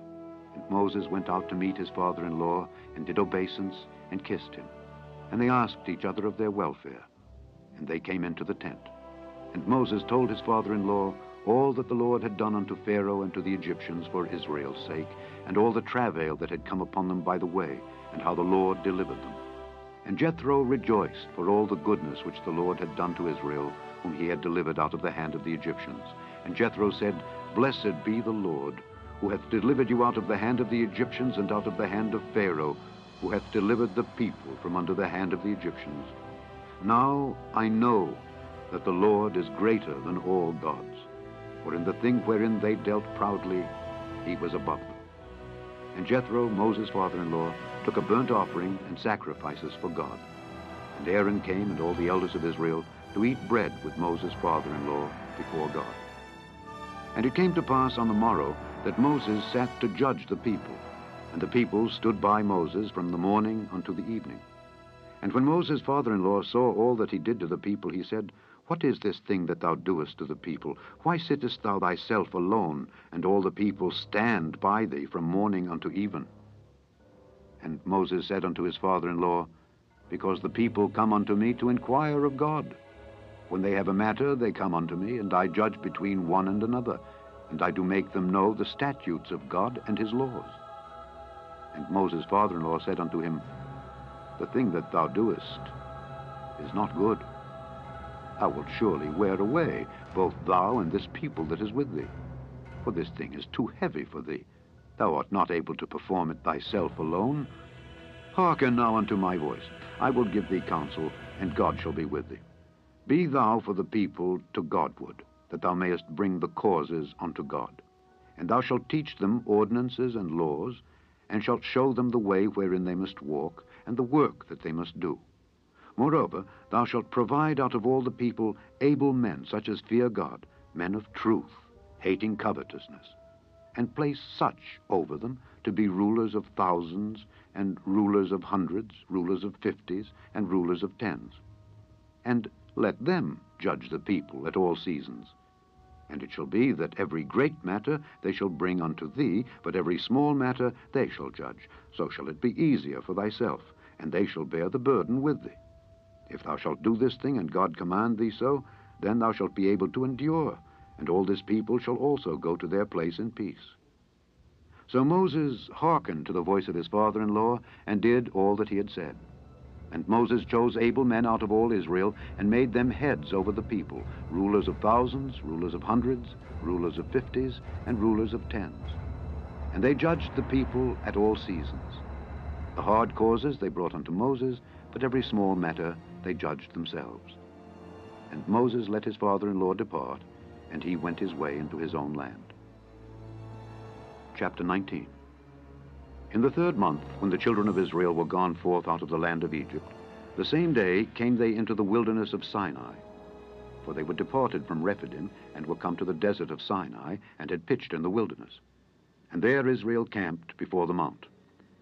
And Moses went up unto God, and the Lord called unto him out of the mountain, saying, Thus shalt thou say to the house of Jacob, and tell the children of Israel, Ye have seen what I did unto the Egyptians, and how I bare you on eagles' wings, and brought you unto myself.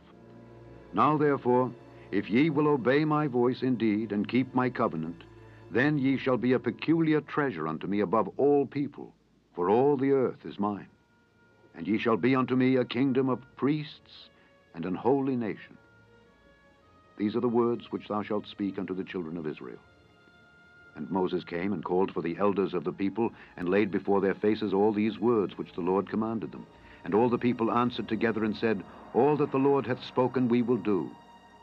And Moses returned the words of the people unto the Lord.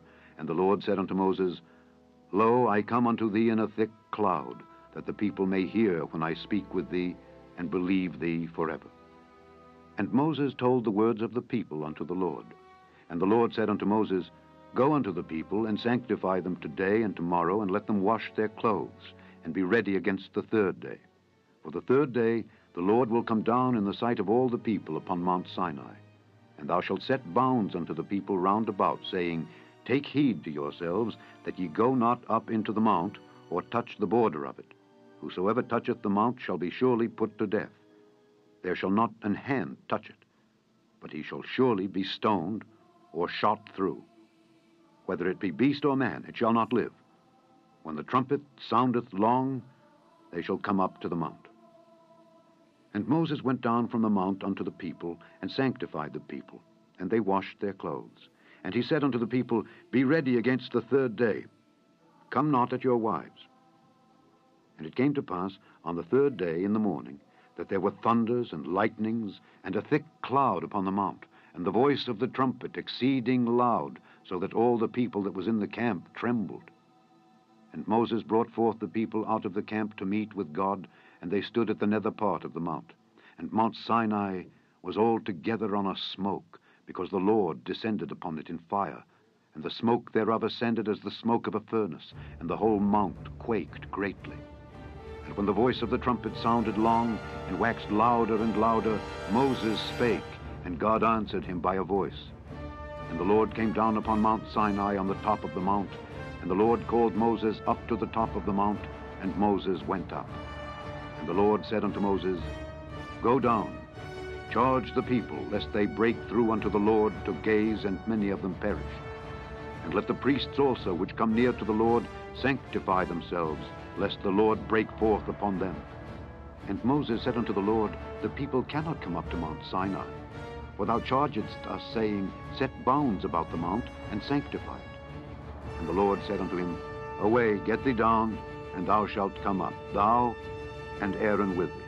But let not the priests and the people break through to come up unto the Lord, lest he break forth upon them.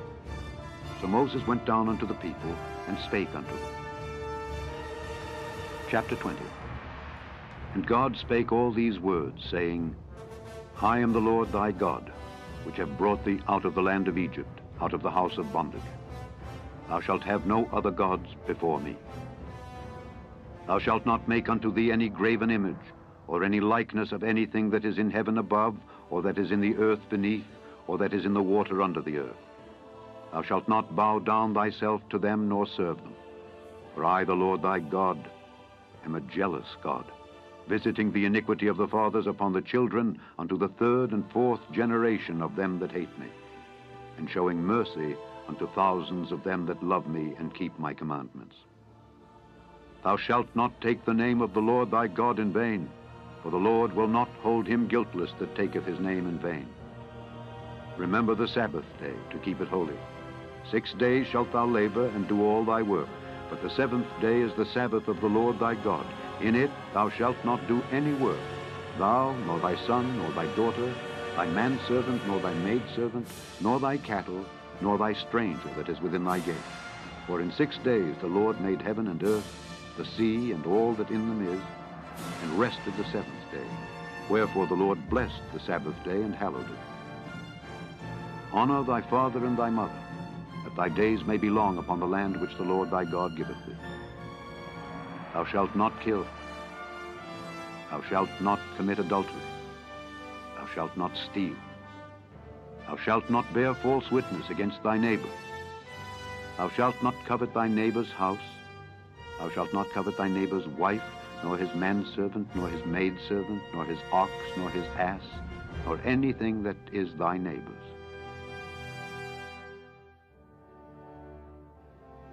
And all the people saw the thunderings and the lightnings and the noise of the trumpet and the mountain smoking. And when the people saw it, they removed and stood afar off. And they said unto Moses, Speak thou with us, and we will hear. But let not God speak with us, lest we die. And Moses said unto the people, Fear not, for God is come to prove you, and that his fear may be before your faces, that ye sin not. And the people stood afar off, and Moses drew near unto the thick darkness where God was. And the Lord said unto Moses, Thus thou shalt say unto the children of Israel, Ye have seen that I have talked with you from heaven. Ye shall not make with me gods of silver, neither shall ye make unto you gods of gold. An altar of earth thou shalt make unto me, and shalt sacrifice thereon thy burnt offerings, and thy peace offerings, thy sheep, and thine oxen. In all places where I record my name, I will come unto thee, and I will bless thee. And if thou wilt make me an altar of stone, thou shalt not build it of hewn stone. For if thou lift up thy tool upon it, thou hast polluted it. Neither shalt thou go up by steps unto mine altar, that thy nakedness be not discovered thereon. Chapter 21. Now these are the judgments which thou shalt set before them. If thou buy an Hebrew servant, 6 years he shall serve, and in the 7th he shall go out free for nothing. If he came in by himself, he shall go out by himself. If he were married, then his wife shall go out with him. If his master have given him a wife, and she have borne him sons or daughters, the wife and her children shall be her master's, and he shall go out by himself. And if the servant shall plainly say, I love my master, my wife, and my children, I will not go out free, then his master shall bring him unto the judges. He shall also bring him to the door, or unto the doorpost, and his master shall bore his ear through with an awl, and he shall serve him forever. And if a man sell his daughter to be a maidservant, she shall not go out as the men servants do. If she please not her master, who hath betrothed her to himself, then shall he let her be redeemed. To sell her unto a strange nation he shall have no power, seeing he hath dealt deceitfully with her. And if he have betrothed her unto his son, he shall deal with her after the manner of daughters. If he take him another wife, her food, her raiment, and her duty of marriage shall he not diminish. And if he do not these 3 unto her, then shall she go out free without money. He that smiteth a man so that he die shall be surely put to death. And if a man lie not in wait, but God deliver him into his hand, then I will appoint thee a place whither he shall flee. But if a man come presumptuously upon his neighbor to slay him with guile, thou shalt take him from mine altar, that he may die. And he that smiteth his father or his mother shall be surely put to death. And he that stealeth a man and selleth him, or if he be found in his hand, he shall surely be put to death. And he that curseth his father or his mother shall surely be put to death. And if men strive together, and one smite another with a stone or with his fist, and he die not, but keepeth his bed, if he rise again and walk abroad upon his staff, then shall he that smote him be quit. Only he shall pay for the loss of his time, and shall cause him to be thoroughly healed. And if a man smite his servant or his maid with a rod, and he die under his hand, he shall be surely punished. Notwithstanding, if he continue a day or 2, he shall not be punished, for he is his money. If men strive and hurt a woman with child, so that her fruit depart from her, and yet no mischief follow, he shall be surely punished according as the woman's husband will lay upon him, and he shall pay as the judges determine. And if any mischief follow, then thou shalt give life for life, eye for eye, tooth for tooth, hand for hand, foot for foot, burning for burning, wound for wound, stripe for stripe. And if a man smite the eye of his servant, or the eye of his maid, that it perish, he shall let him go free for his eye's sake. And if he smite out his manservant's tooth, or his maidservant's tooth, he shall let him go free for his tooth's sake. If an ox gore a man or a woman, that they die, then the ox shall be surely stoned, and his flesh shall not be eaten, but the owner of the ox shall be quit. But if the ox were wont to push with his horn in time past, and it hath been testified to his owner, and he hath not kept him in, but that he hath killed a man or a woman, the ox shall be stoned, and his owner also shall be put to death. If there be laid on him a sum of money, then he shall give for the ransom of his life whatsoever is laid upon him. Whether he have gored a son or have gored a daughter, according to this judgment shall it be done unto him. If the ox shall push a manservant or a maidservant, he shall give unto their master 30 shekels of silver, and the ox shall be stoned. And if a man shall open a pit, Or if a man shall dig a pit and not cover it, and an ox or an ass fall therein, the owner of the pit shall make it good, and give money unto the owner of them, and the dead beast shall be his. And if one man's ox hurt another's, that he die, then they shall sell the live ox, and divide the money of it, and the dead ox also they shall divide. Or if it be known that the ox hath used to push in time past, and his owner hath not kept him in, he shall surely pay ox for ox, and the dead shall be his own. Chapter 22. If a man shall steal an ox or a sheep, and kill it or sell it, he shall restore 5 oxen for an ox, and 4 sheep for a sheep. If a thief be found breaking up, and be smitten that he die, there shall no blood be shed for him. If the sun be risen upon him, there shall be blood shed for him, for he should make full restitution. If he have nothing, then he shall be sold for his theft. If the theft be certainly found in his hand alive, whether it be ox or ass or sheep, he shall restore double. If a man shall cause a field or vineyard to be eaten, and shall put in his beast, and shall feed in another man's field, of the best of his own field and of the best of his own vineyard shall he make restitution. If fire break out and catch in thorns, so that the stacks of corn or the standing corn or the field be consumed therewith, he that kindled the fire shall surely make restitution. If a man shall deliver unto his neighbor money or stuff to keep, and it be stolen out of the man's house, if the thief be found, let him pay double. If the thief be not found, then the master of the house shall be brought unto the judges, to see whether he have put his hand unto his neighbor's goods.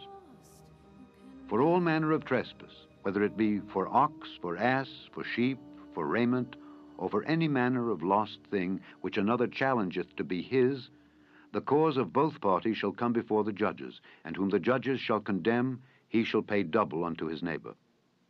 If a man deliver unto his neighbor an ass or an ox or a sheep or any beast to keep, and it die or be hurt or driven away, no man seeing it, then shall an oath of the Lord be between them both, that he hath not put his hand unto his neighbor's goods, and the owner of it shall accept thereof, and he shall not make it good.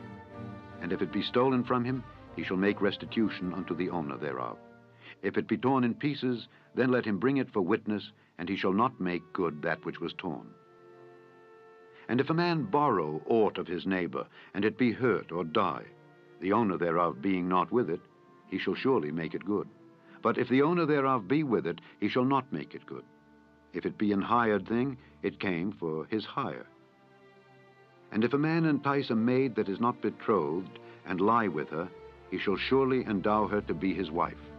If her father utterly refuse to give her unto him, he shall pay money according to the dowry of virgins. Thou shalt not suffer a witch to live. Whosoever lieth with a beast shall surely be put to death. He that sacrificeth unto any god, save unto the Lord only, he shall be utterly destroyed. Thou shalt neither vex a stranger nor oppress him, for ye were strangers in the land of Egypt. Ye shall not afflict any widow or fatherless child. If thou afflict them in any wise, and they cry at all unto me, I will surely hear their cry.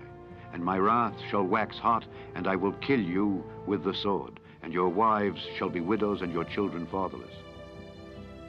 If thou lend money to any of my people that is poor by thee, thou shalt not be to him as an usurer, neither shalt thou lay upon him usury. If thou at all take thy neighbor's raiment to pledge, thou shalt deliver it unto him by that the sun goeth down, for that is his covering only. It is his raiment for his skin, wherein shall he sleep. And it shall come to pass, when he crieth unto me, that I will hear, for I am gracious. Thou shalt not revile the gods, nor curse the ruler of thy people. Thou shalt not delay to offer the first of thy ripe fruits and of thy liquors, the firstborn of thy sons shalt thou give unto me. Likewise shalt thou do with thine oxen and with thy sheep. 7 days it shall be with his dam, on the 8th day thou shalt give it me. And ye shall be holy men unto me. Neither shall ye eat any flesh that is torn of beasts in the field. Ye shall cast it to the dogs. Chapter 23. Thou shalt not raise a false report. Put not thine hand with the wicked to be an unrighteous witness. Thou shalt not follow a multitude to do evil, neither shalt thou speak in a cause to decline after many to wrest judgment. Neither shalt thou countenance a poor man in his cause. If thou meet thine enemy's ox or his ass going astray, thou shalt surely bring it back to him again. If thou see the ass of him that hateth thee lying under his burden, and wouldest forbear to help him, thou shalt surely help with him. Thou shalt not wrest the judgment of thy poor in his cause. Keep thee far from a false matter, and the innocent and righteous slay thou not, for I will not justify the wicked. And thou shalt take no gift, for the gift blindeth the wise, and perverteth the words of the righteous. Also thou shalt not oppress a stranger, for ye know the heart of a stranger, seeing ye were strangers in the land of Egypt. And 6 years thou shalt sow thy land, and shalt gather in the fruits thereof, but the 7th year thou shalt let it rest and lie still, that the poor of thy people may eat, and what they leave the beasts of the field shall eat. In like manner thou shalt deal with thy vineyard, and with thy olive yard. 6 days thou shalt do thy work, and on the 7th day thou shalt rest, that thine ox and thine ass may rest, and the son of thy handmaid and the stranger may be refreshed. And in all things that I have said unto you, be circumspect, and make no mention of the name of other gods, neither let it be heard out of thy mouth. 3 times thou shalt keep a feast unto me in the year. Thou shalt keep the feast of unleavened bread. Thou shalt eat unleavened bread 7 days, as I commanded thee, in the time appointed of the month Abib, for in it thou camest out from Egypt, and none shall appear before me empty. And the feast of harvest, the first fruits of thy labors, which thou hast sown in the field. And the feast of ingathering, which is in the end of the year, when thou hast gathered in thy labors out of the field. 3 times in the year all thy males shall appear before the Lord God. Thou shalt not offer the blood of my sacrifice with leavened bread, neither shall the fat of my sacrifice remain until the morning. The first of the first fruits of thy land thou shalt bring into the house of the Lord thy God. Thou shalt not seethe a kid in his mother's milk. Behold, I send an angel before thee to keep thee in the way, and to bring thee into the place which I have prepared. Beware of him, and obey his voice. Provoke him not, for he will not pardon your transgressions, for my name is in him. But if thou shalt indeed obey his voice and do all that I speak, then I will be an enemy unto thine enemies, and an adversary unto thine adversaries. For mine angel shall go before thee, and bring thee in unto the Amorites, and the Hittites, and the Perizzites, and the Canaanites, and the Hivites, and the Jebusites, and I will cut them off. Thou shalt not bow down to their gods, nor serve them, nor do after their works, but thou shalt utterly overthrow them, and quite break down their images. And ye shall serve the Lord your God, and he shall bless thy bread and thy water, and I will take sickness away from the midst of thee. There shall nothing cast their young, nor be barren in thy land. The number of thy days I will fulfill. I will send my fear before thee, and will destroy all the people to whom thou shalt come, and I will make all thine enemies turn their backs unto thee. And I will send hornets before thee, which shall drive out the Hivite, the Canaanite, and the Hittite from before thee. I will not drive them out from before thee in 1 year, lest the land become desolate, and the beast of the field multiply against thee. By little and little I will drive them out from before thee, until thou be increased and inherit the land. And I will set thy bounds from the Red Sea even unto the sea of the Philistines, and from the desert unto the river. For I will deliver the inhabitants of the land into your hand, and thou shalt drive them out before thee. Thou shalt make no covenant with them, nor with their gods. They shall not dwell in thy land, lest they make thee sin against them. For if thou serve their gods, it will surely be a snare unto thee. Chapter 24. And he said unto Moses, Come up unto the Lord, thou and Aaron, Nadab, and Abihu, and 70 of the elders of Israel, and worship ye afar off. And Moses alone shall come near the Lord, but they shall not come nigh, neither shall the people go up with him. And Moses came and told the people all the words of the Lord, and all the judgments. And all the people answered with one voice and said, All the words which the Lord hath said will we do. And Moses wrote all the words of the Lord, and rose up early in the morning, and builded an altar under the hill, and 12 pillars according to the 12 tribes of Israel. And he sent young men of the children of Israel, which offered burnt offerings and sacrificed peace offerings of oxen unto the Lord. And Moses took half of the blood and put it in basins, and half of the blood he sprinkled on the altar. And he took the book of the covenant and read in the audience of the people. And they said, All that the Lord hath said will we do, and be obedient. And Moses took the blood and sprinkled it on the people, and said, Behold the blood of the covenant which the Lord hath made with you concerning all these words. Then went up Moses and Aaron, Nadab and Abihu, and 70 of the elders of Israel, and they saw the God of Israel.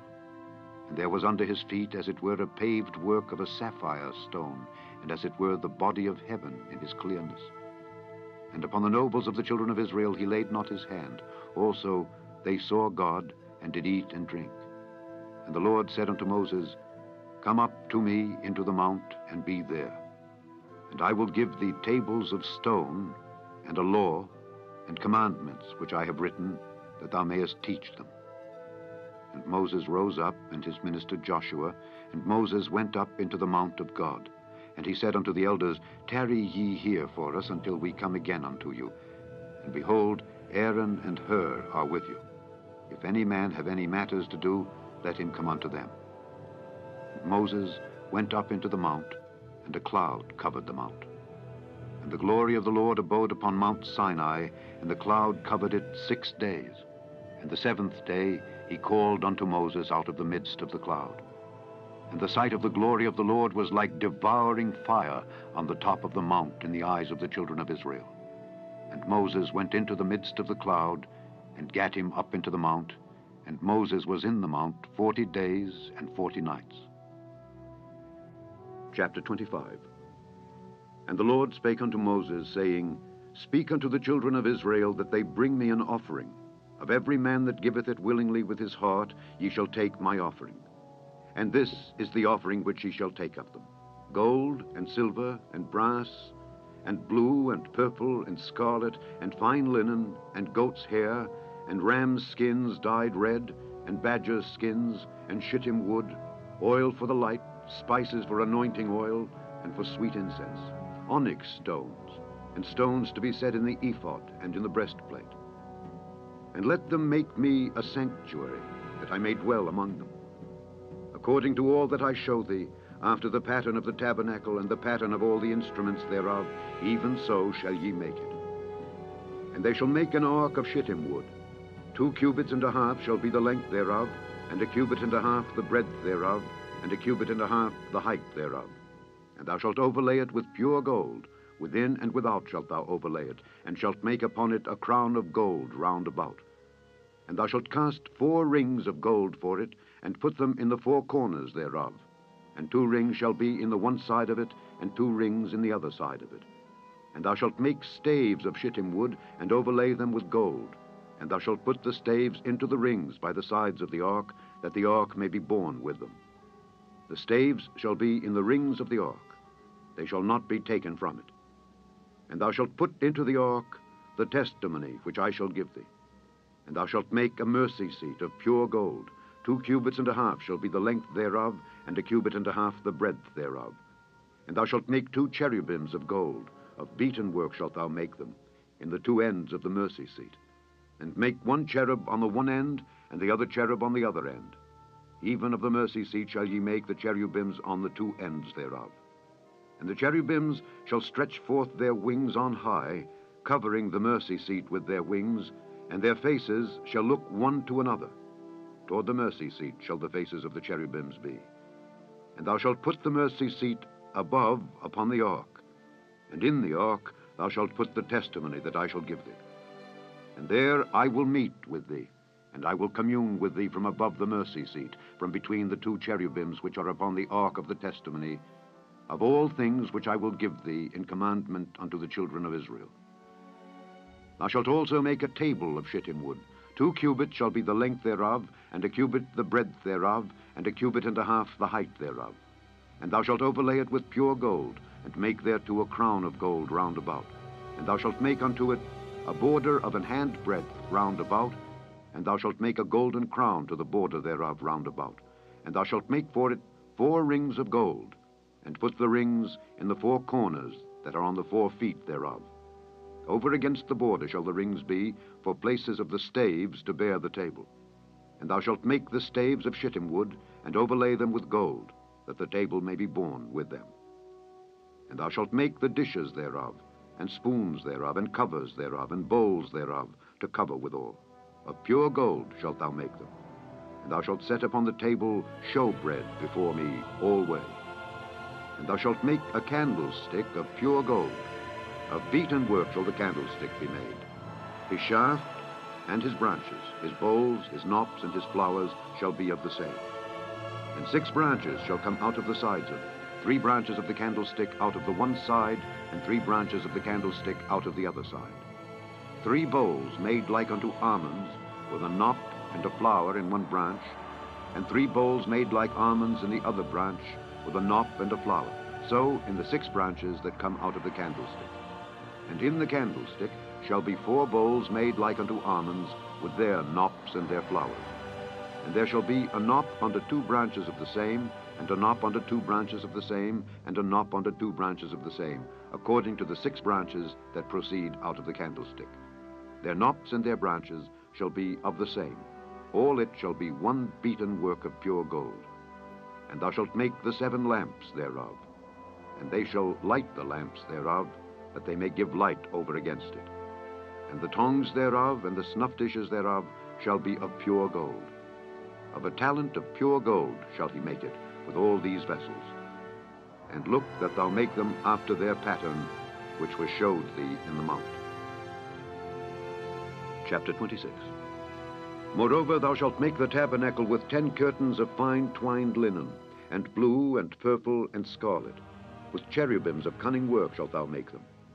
The length of one curtain shall be 28 cubits, and the breadth of one curtain 4 cubits.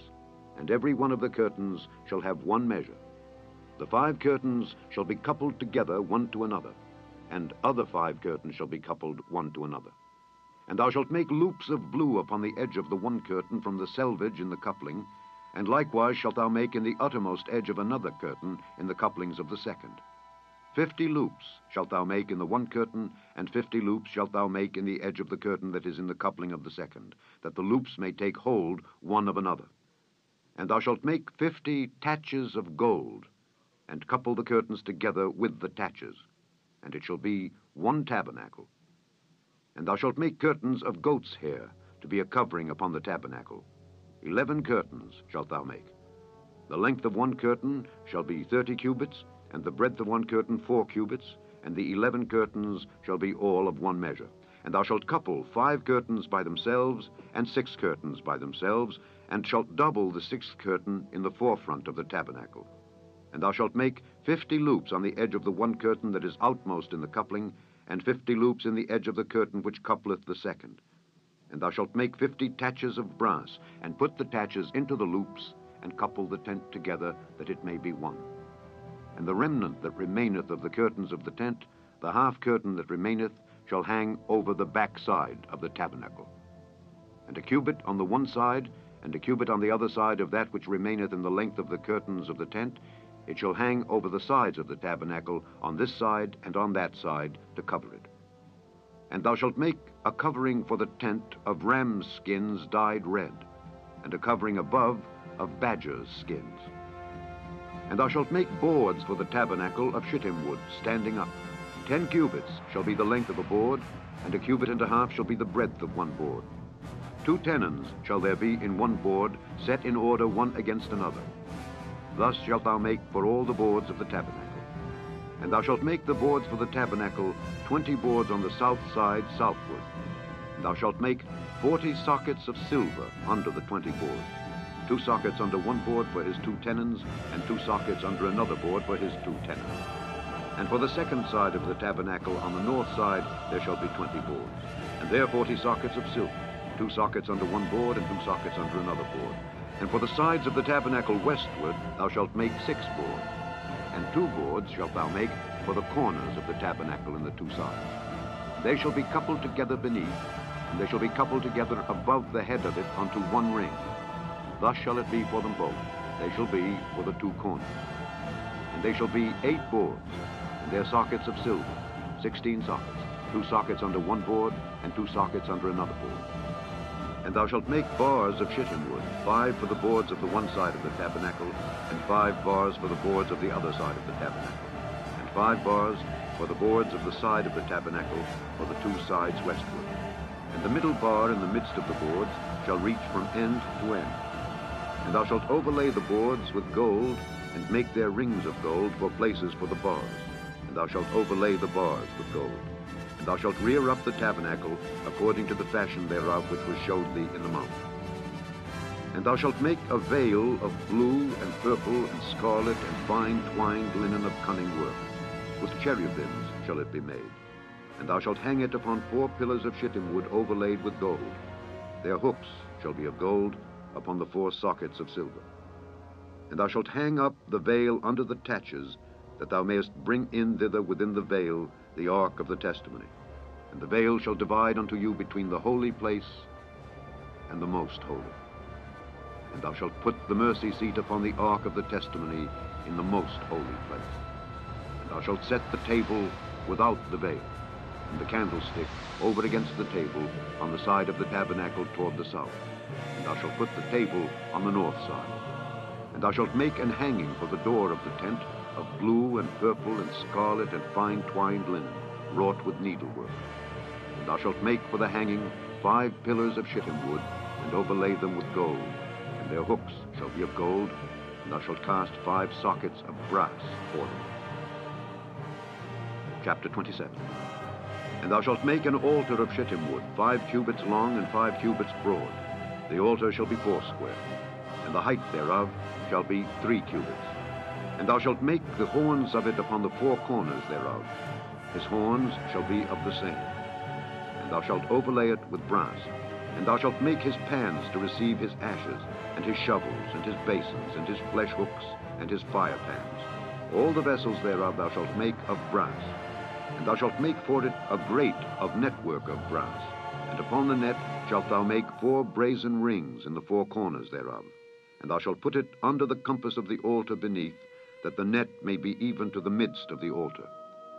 And thou shalt make staves for the altar, staves of shittim wood, and overlay them with brass. And the staves shall be put into the rings, and the staves shall be upon the 2 sides of the altar to bear it. Hollow with boards shalt thou make it. As it was showed thee in the mount, so shall they make it. And thou shalt make the court of the tabernacle. For the south side southward there shall be hangings for the court of fine twined linen of 100 cubits long for one side. And the 20 pillars thereof, and their 20 sockets, shall be of brass. The hooks of the pillars and their fillets shall be of silver. And likewise for the north side, in length there shall be hangings of 100 cubits long, and his 20 pillars and their 20 sockets of brass, the hooks of the pillars and their fillets of silver. And for the breadth of the court on the west side shall be hangings of 50 cubits, their pillars 10, and their sockets 10. And the breadth of the court on the east side eastward shall be 50 cubits. The hangings of one side of the gate shall be 15 cubits, their pillars 3, and their sockets 3. And on the other side shall be hangings 15 cubits, their pillars 3, and their sockets 3. And for the gate of the court shall be an hanging of 20 cubits, of blue and purple and scarlet and fine twined linen wrought with needlework. And their pillars shall be 4, and their sockets 4. All the pillars round about the court shall be filleted with silver. Their hooks shall be of silver, and their sockets of brass. The length of the court shall be 100 cubits, and the breadth 50 everywhere, and the height 5 cubits of fine twined linen, and their sockets of brass. All the vessels of the tabernacle, in all the service thereof, and all the pins thereof, and all the pins of the court, shall be of brass. And thou shalt command the children of Israel that they bring thee pure oil olive beaten for the light, to cause the lamp to burn always. In the tabernacle of the congregation, without the veil which is before the testimony, Aaron and his sons shall order it from evening to morning before the Lord. It shall be a statute forever unto their generations on the behalf of the children of Israel. Chapter 28. And take thou unto thee Aaron thy brother and his sons with him from among the children of Israel, that he may minister unto me in the priest's office, even Aaron, Nadab, and Abihu, Eleazar, and Ithamar, Aaron's sons. And thou shalt make holy garments for Aaron thy brother, for glory and for beauty. And thou shalt speak unto all that are wise-hearted, whom I have filled with the spirit of wisdom, that they may make Aaron's garments to consecrate him, that he may minister unto me in the priest's office. And these are the garments which they shall make: a breastplate, and an ephod, and a robe, and a broidered coat, a mitre, and a girdle. And they shall make holy garments for Aaron thy brother and his sons, that he may minister unto me in the priest's office. And they shall take gold, and blue, and purple, and scarlet, and fine linen. And they shall make the ephod of gold, of blue, and of purple, of scarlet, and fine twined linen, with cunning work.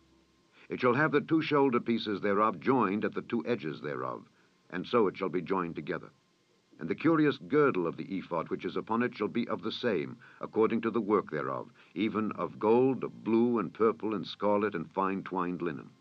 And thou shalt take 2 onyx stones, and grave on them the names of the children of Israel, 6 of their names on one stone, and the other 6 names of the rest on the other stone, according to their birth. With the work of an engraver in stone, like the engravings of a signet, shalt thou engrave the 2 stones with the names of the children of Israel. Thou shalt make them to be set in ouches of gold. And thou shalt put the 2 stones upon the shoulders of the ephod for stones of memorial unto the children of Israel. And Aaron shall bear their names before the Lord upon his 2 shoulders for a memorial. And thou shalt make ouches of gold, and 2 chains of pure gold at the ends. Of wreathen work shalt thou make them, and fasten the wreathen chains to the ouches. And thou shalt make the breastplate of judgment with cunning work. After the work of the ephod thou shalt make it. Of gold, of blue, and of purple, and of scarlet, and of fine twined linen shalt thou make it.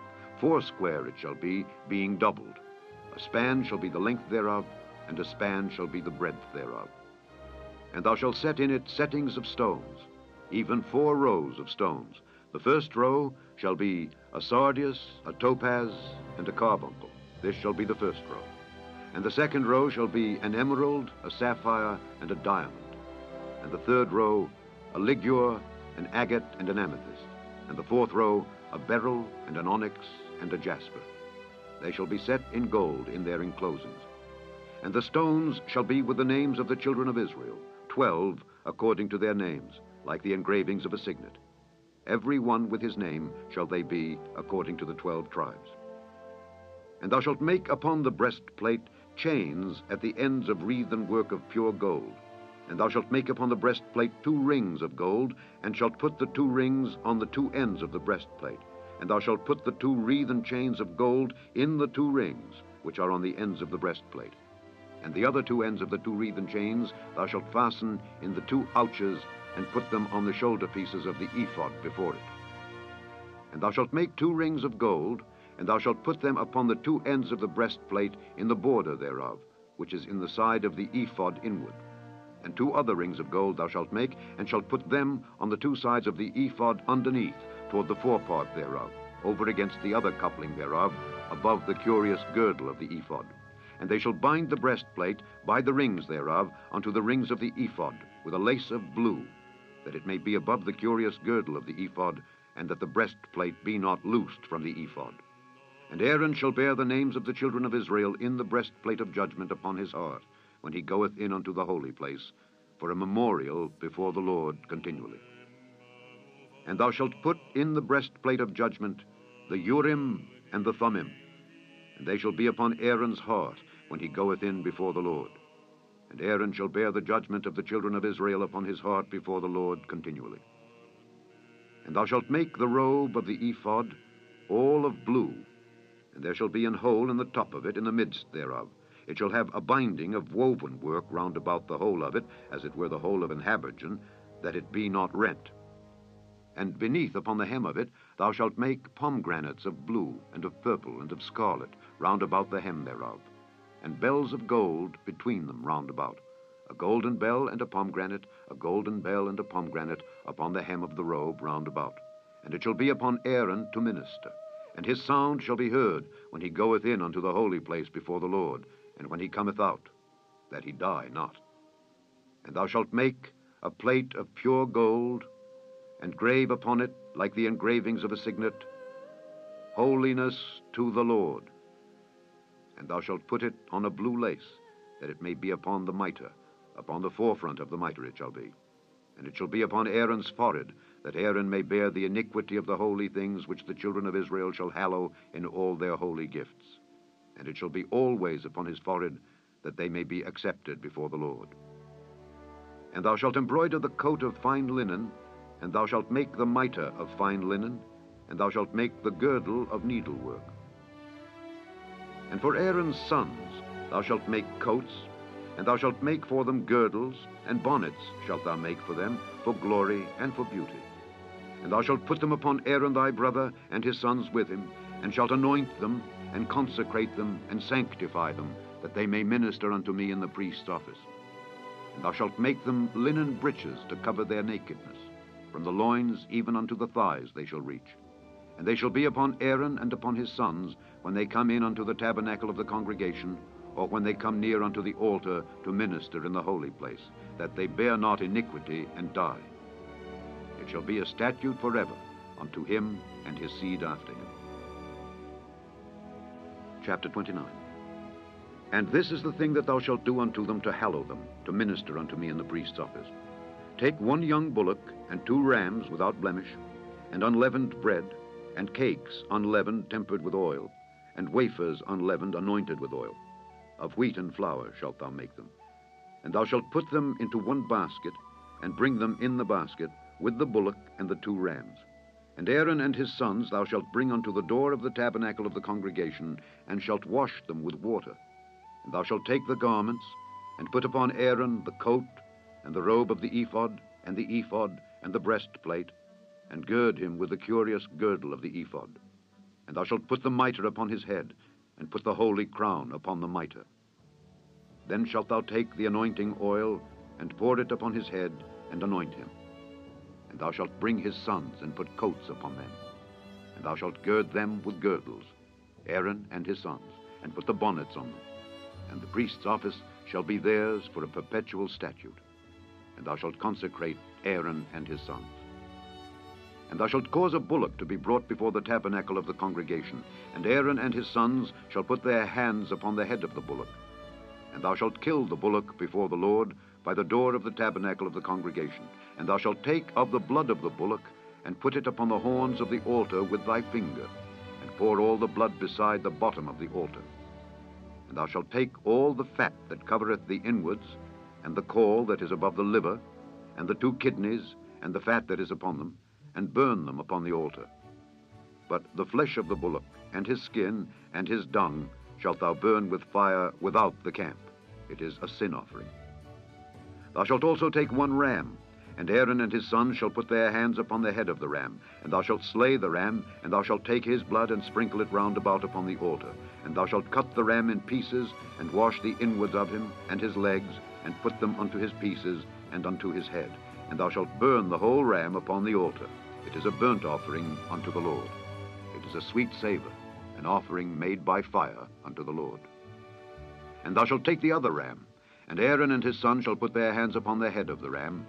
Then shalt thou kill the ram, and take of his blood, and put it upon the tip of the right ear of Aaron, and upon the tip of the right ear of his sons, and upon the thumb of their right hand, and upon the great toe of their right foot, and sprinkle the blood upon the altar round about. And thou shalt take of the blood that is upon the altar, and of the anointing oil, and sprinkle it upon Aaron, and upon his garments, and upon his sons, and upon the garments of his sons with him. And he shall be hallowed, and his garments, and his sons' garments with him. Also thou shalt take of the ram the fat and the rump, and the fat that covereth the inwards, and the caul above the liver, and the 2 kidneys, and the fat that is upon them, and the right shoulder, for it is a ram of consecration. And 1 loaf of bread, and 1 cake of oiled bread, and 1 wafer out of the basket of the unleavened bread that is before the Lord. And thou shalt put all in the hands of Aaron, and in the hands of his sons, and shalt wave them for a wave offering before the Lord. And thou shalt receive them of their hands, and burn them upon the altar for a burnt offering, for a sweet savor before the Lord. It is an offering made by fire unto the Lord. And thou shalt take the breast of the ram of Aaron's consecration, and wave it for a wave offering before the Lord, and it shall be thy part. And thou shalt sanctify the breast of the wave offering, and the shoulder of the heave offering, which is waved, and which is heaved up of the ram of the consecration, even of that which is for Aaron, and of that which is for his sons. And it shall be Aaron's and his sons by a statute forever from the children of Israel. For it is an heave offering, and it shall be an heave offering from the children of Israel of the sacrifice of their peace offerings, even their heave offering unto the Lord. And the holy garments of Aaron shall be his sons after him, to be anointed therein, and to be consecrated in them. And that son that is priest in his stead shall put them on 7 days, when he cometh into the tabernacle of the congregation to minister in the holy place. And thou shalt take the ram of the consecration, and seethe his flesh in the holy place. And Aaron and his sons shall eat the flesh of the ram, and the bread that is in the basket by the door of the tabernacle of the congregation. And they shall eat those things wherewith the atonement was made, to consecrate and to sanctify them. But a stranger shall not eat thereof, because they are holy. And if aught of the flesh of the consecrations or of the bread remain unto the morning, then thou shalt burn the remainder with fire. It shall not be eaten, because it is holy. And thus shalt thou do unto Aaron and to his sons according to all things which I have commanded thee. 7 days shalt thou consecrate them. And thou shalt offer every day a bullock for a sin offering for atonement. And thou shalt cleanse the altar when thou hast made an atonement for it, and thou shalt anoint it to sanctify it. 7 days thou shalt make an atonement for the altar, and sanctify it, and it shall be an altar most holy. Whatsoever toucheth the altar shall be holy. Now this is that which thou shalt offer upon the altar: 2 lambs of the first year, day by day, continually. The one lamb thou shalt offer in the morning, and the other lamb thou shalt offer at even. And with the one lamb 1/10 deal of flour mingled with the 4th part of an hin of beaten oil, and the 4th part of an hin of wine for a drink offering.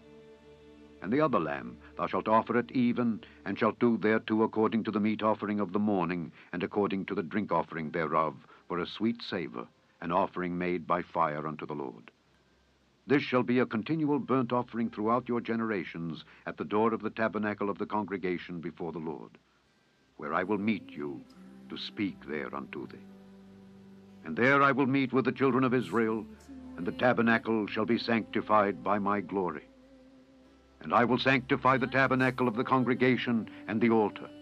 I will sanctify also both Aaron and his sons to minister to me in the priest's office. And I will dwell among the children of Israel, and will be their God. And they shall know that I am the Lord their God, that brought them forth out of the land of Egypt, that I may dwell among them. I am the Lord their God. Chapter 30. And thou shalt make an altar to burn incense upon. Of shittim wood shalt thou make it. 1 cubit shall be the length thereof, and 1 cubit the breadth thereof. 4 shall it be, and 2 cubits shall be the height thereof. The horns thereof shall be of the same. And thou shalt overlay it with pure gold, the top thereof and the sides thereof round about, and the horns thereof. And thou shalt make unto it a crown of gold round about. And 2 golden rings shalt thou make to it under the crown of it, by the 2 corners thereof. Upon the 2 sides of it shalt thou make it. And they shall be for places for the staves to bear it withal. And thou shalt make the staves of shittim wood, and overlay them with gold. And thou shalt put it before the veil that is by the ark of the testimony, before the mercy seat that is over the testimony, where I will meet with thee. And Aaron shall burn thereon sweet incense every morning. When he dresseth the lamps, he shall burn incense upon it. And when Aaron lighteth the lamps at even, he shall burn incense upon it, a perpetual incense before the Lord throughout your generations. Ye shall offer no strange incense thereon, nor burnt sacrifice, nor meat offering, neither shall ye pour drink offering thereon. And Aaron shall make an atonement upon the horns of it once in a year, with the blood of the sin offering of atonements. Once in the year shall he make atonement upon it throughout your generations.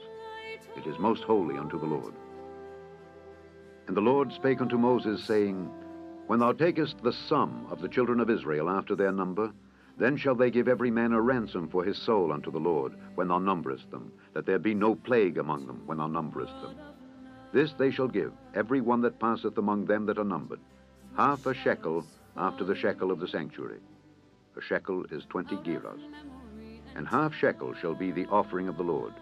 Every one that passeth among them that are numbered from 20 years old and above shall give an offering unto the Lord. The rich shall not give more, and the poor shall not give less than half a shekel, when they give an offering unto the Lord to make an atonement for your souls. And thou shalt take the atonement money of the children of Israel, and shalt appoint it for the service of the tabernacle of the congregation, that it may be a memorial unto the children of Israel before the Lord, to make an atonement for your souls. And the Lord spake unto Moses, saying, Thou shalt also make a laver of brass, and his foot also of brass, to wash withal. And thou shalt put it between the tabernacle of the congregation and the altar, and thou shalt put water therein. For Aaron and his sons shall wash their hands and their feet thereat. When they go into the tabernacle of the congregation, they shall wash with water, that they die not. Or when they come near to the altar to minister, to burn offering made by fire unto the Lord, so they shall wash their hands and their feet, that they die not. And it shall be a statute forever to them, even to him and to his seed throughout their generations.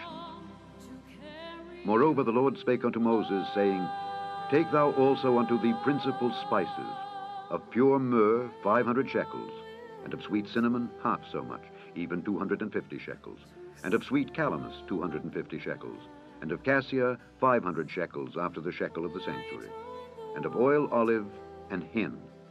And thou shalt make it an oil of holy ointment, an ointment compound after the art of the apothecary.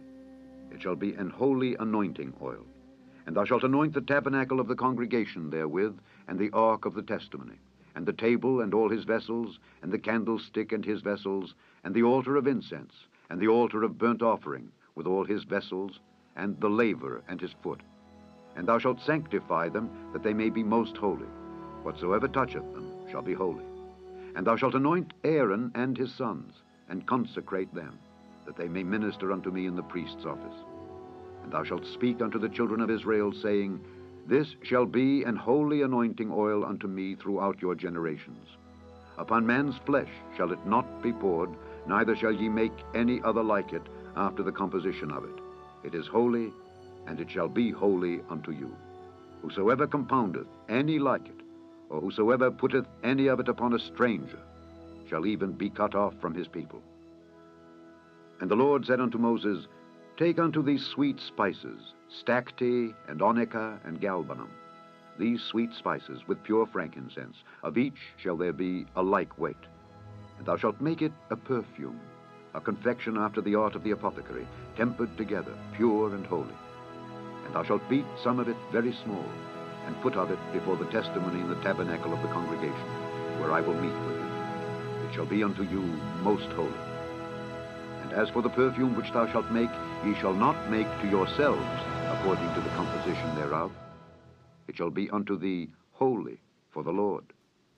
Whosoever shall make like unto that, to smell thereto, shall even be cut off from his people. Chapter 31. And the Lord spake unto Moses, saying, See, I have called by name Bezaleel the son of Uri, the son of Hur, of the tribe of Judah. And I have filled him with the Spirit of God, in wisdom and in understanding, and in knowledge, and in all manner of workmanship, to devise cunning works, to work in gold, and in silver, and in brass, and in cutting of stones, to set them, and in carving of timber, to work in all manner of workmanship. And I, behold, I have given with him Aholiab the son of Ahisamach, of the tribe of Dan. And in the hearts of all that are wise-hearted I have put wisdom, that they may make all that I have commanded thee. The tabernacle of the congregation, and the ark of the testimony, and the mercy seat that is thereupon, and all the furniture of the tabernacle, and the table and his furniture, and the pure candlestick with all his furniture, and the altar of incense, and the altar of burnt offering with all his furniture, and the laver and his foot, and the cloths of service, and the holy garments for Aaron the priest, and the garments of his sons, to minister in the priest's office, and the anointing oil, and sweet incense for the holy place. According to all that I have commanded thee shall they do. And the Lord spake unto Moses, saying, Speak thou also unto the children of Israel, saying, Verily, my Sabbaths ye shall keep, for it is a sign between me and you throughout your generations, that ye may know that I am the Lord that doth sanctify you. Ye shall keep the Sabbath therefore, for it is holy unto you. Every one that defileth it shall surely be put to death. For whosoever doeth any work therein, that soul shall be cut off from among his people. 6 days may work be done, but in the 7th is the Sabbath of rest, holy to the Lord. Whosoever doeth any work in the Sabbath day, he shall surely be put to death. Wherefore the children of Israel shall keep the Sabbath, to observe the Sabbath throughout their generations, for a perpetual covenant. It is a sign between me and the children of Israel forever. For in 6 days the Lord made heaven and earth, and on the 7th day he rested and was refreshed. And he gave unto Moses, when he had made an end of communing with him upon Mount Sinai, 2 tables of testimony, tables of stone, written with the finger of God. Chapter 32. And when the people saw that Moses delayed to come down out of the mount, the people gathered themselves together unto Aaron, and said unto him, Up, make us gods which shall go before us. For as for this Moses, the man that brought us up out of the land of Egypt, we wot not what is become of him. And Aaron said unto them, Break off the golden earrings which are in the ears of your wives, of your sons, and of your daughters, and bring them unto me. And all the people brake off the golden earrings which were in their ears, and brought them unto Aaron. And he received them at their hand, and fashioned it with a graving tool, after he had made it a molten calf. And they said, These be thy gods, O Israel, which brought thee up out of the land of Egypt. And when Aaron saw it, he built an altar before it. And Aaron made proclamation and said, Tomorrow is a feast to the Lord. And they rose up early on the morrow, and offered burnt offerings, and brought peace offerings. And the people sat down to eat and to drink, and rose up to play.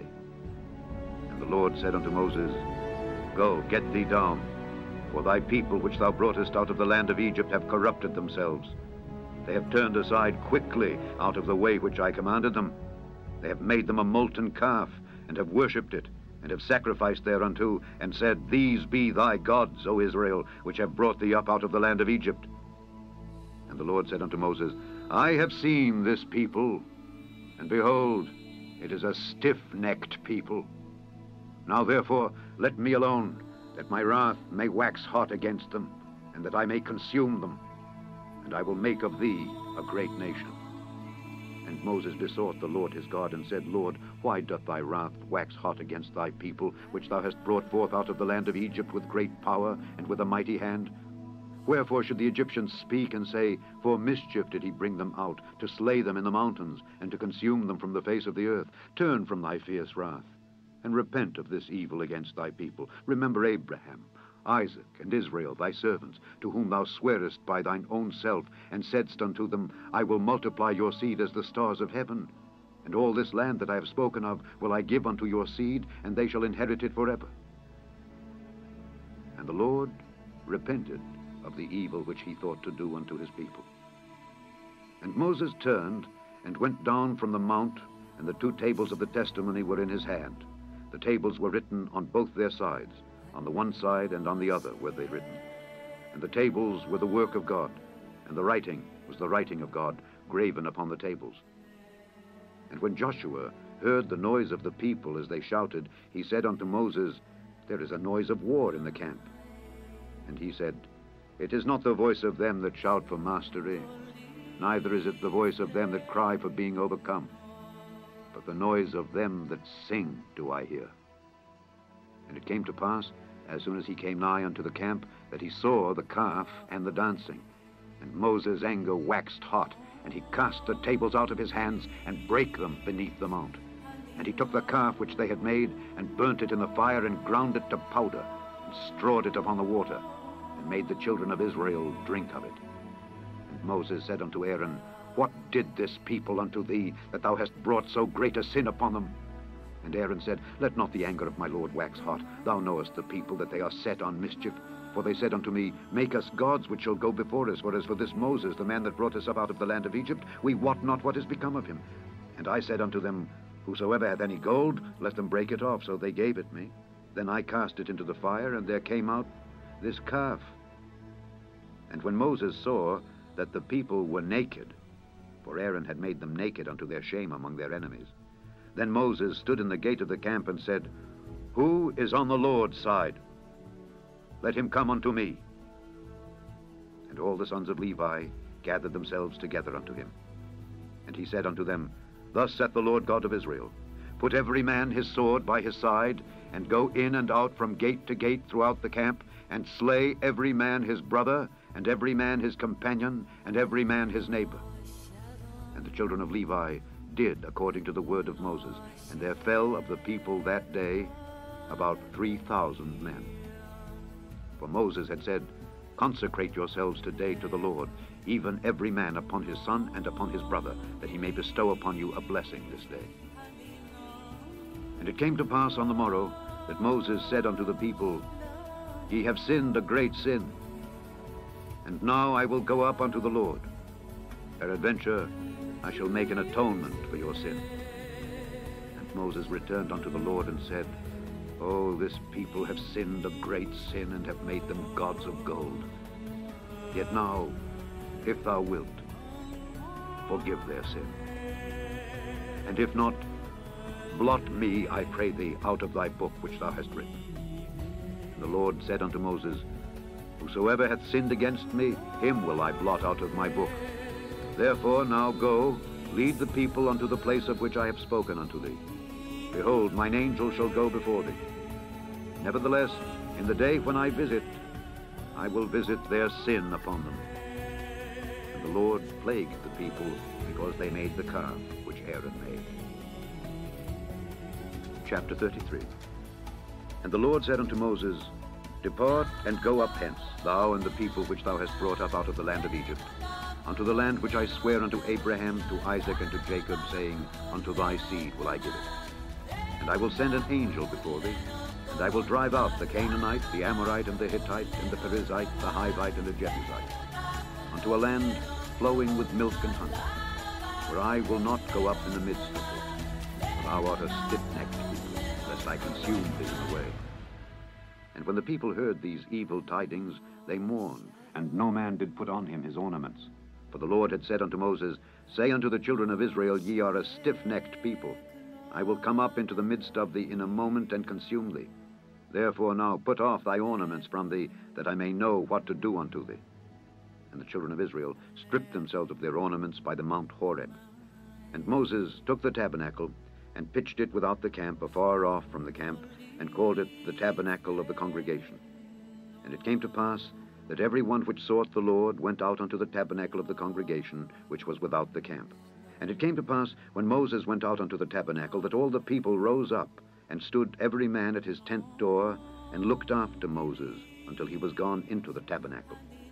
And it came to pass, as Moses entered into the tabernacle, the cloudy pillar descended, and stood at the door of the tabernacle, and the Lord talked with Moses. And all the people saw the cloudy pillar stand at the tabernacle door, and all the people rose up and worshipped, every man in his tent door. And the Lord spake unto Moses face to face, as a man speaketh unto his friend. And he turned again into the camp. But his servant Joshua, the son of Nun, a young man, departed not out of the tabernacle. And Moses said unto the Lord, See, thou sayest unto me, Bring up this people, and thou hast not let me know whom thou wilt send with me. Yet thou hast said, I know thee by name, and thou hast also found grace in my sight. Now therefore I pray thee, if I have found grace in thy sight, show me now thy way, that I may know thee, that I may find grace in thy sight, and consider that this nation is thy people. And he said, My presence shall go with thee, and I will give thee rest. And he said unto him, If thy presence go not with me, carry us not up hence. For wherein shall it be known here that I and thy people have found grace in thy sight? Is it not in that thou goest with us? So shall we be separated, I and thy people, from all the people that are upon the face of the earth. And the Lord said unto Moses, I will do this thing also that thou hast spoken, for thou hast found grace in my sight, and I know thee by name. And he said, I beseech thee, show me thy glory. And he said, I will make all my goodness pass before thee, and I will proclaim the name of the Lord before thee, and will be gracious to whom I will be gracious, and will show mercy on whom I will show mercy. And he said, Thou canst not see my face, for there shall no man see me and live. And the Lord said, Behold, there is a place by me, and thou shalt stand upon a rock. And it shall come to pass, while my glory passeth by, that I will put thee in a clift of the rock, and will cover thee with my hand while I pass by. And I will take away mine hand, and thou shalt see my back parts, but my face shall not be seen. Chapter 35. And Moses gathered all the congregation of the children of Israel together, and said unto them, These are the words which the Lord hath commanded, that ye should do them. 6 days shall work be done, but on the 7th day there shall be to you an holy day, a Sabbath of rest to the Lord. Whosoever doeth work therein shall be put to death. Ye shall kindle no fire throughout your habitations upon the Sabbath day. And Moses spake unto all the congregation of the children of Israel, saying, This is the thing which the Lord commanded, saying, Take ye from among you an offering unto the Lord. Whosoever is of a willing heart, let him bring it, an offering of the Lord, gold and silver and brass, and blue and purple and scarlet and fine linen and goat's hair and ram's skins dyed red and badger's skins and shittim wood and oil for the light and spices for anointing oil and for the sweet incense and onyx stones and stones to be set for the ephod and for the breastplate. And every wise-hearted among you shall come and make all that the Lord hath commanded, the tabernacle, his tent and his covering, his taches and his boards, his bars, his pillars and his sockets, the ark and the staves thereof, with the mercy seat and the veil of the covering, the table and his staves, and all his vessels, and the showbread, the candlestick also for the light, and his furniture, and his lamps, with the oil for the light, and the incense altar, and his staves, and the anointing oil, and the sweet incense, and the hanging for the door at the entering in of the tabernacle, the altar of burnt offering with his brazen grate, his staves and all his vessels, the laver and his foot, the hangings of the court, his pillars and their sockets, and the hanging for the door of the court, the pins of the tabernacle and the pins of the court and their cords, the cloths of service to do service in the holy place, the holy garments for Aaron the priest, and the garments of his sons to minister in the priest's office. And all the congregation of the children of Israel departed from the presence of Moses. And they came, every one whose heart stirred him up, and every one whom his spirit made willing.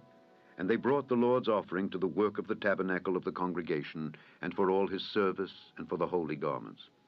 And they came, both men and women, as many as were willing-hearted, and brought bracelets and earrings and rings and tablets, all jewels of gold.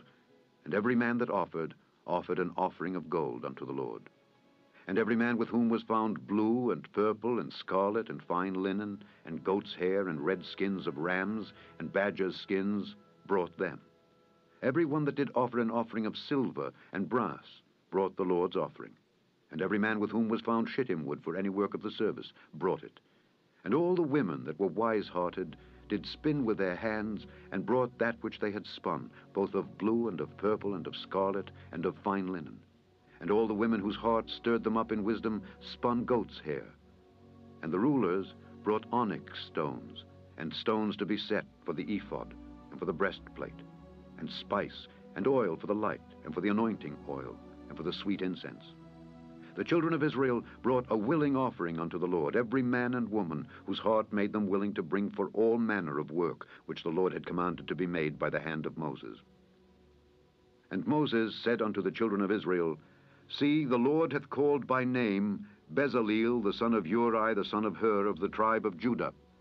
And he hath filled him with the Spirit of God, in wisdom, in understanding, and in knowledge, and in all manner of workmanship, and to devise curious works, to work in gold, and in silver, and in brass, and in the cutting of stones, to set them, and in carving of wood, to make any manner of cunning work. And he hath put in his heart that he may teach, both he and Aholiab, the son of Ahisamach, of the tribe of Dan.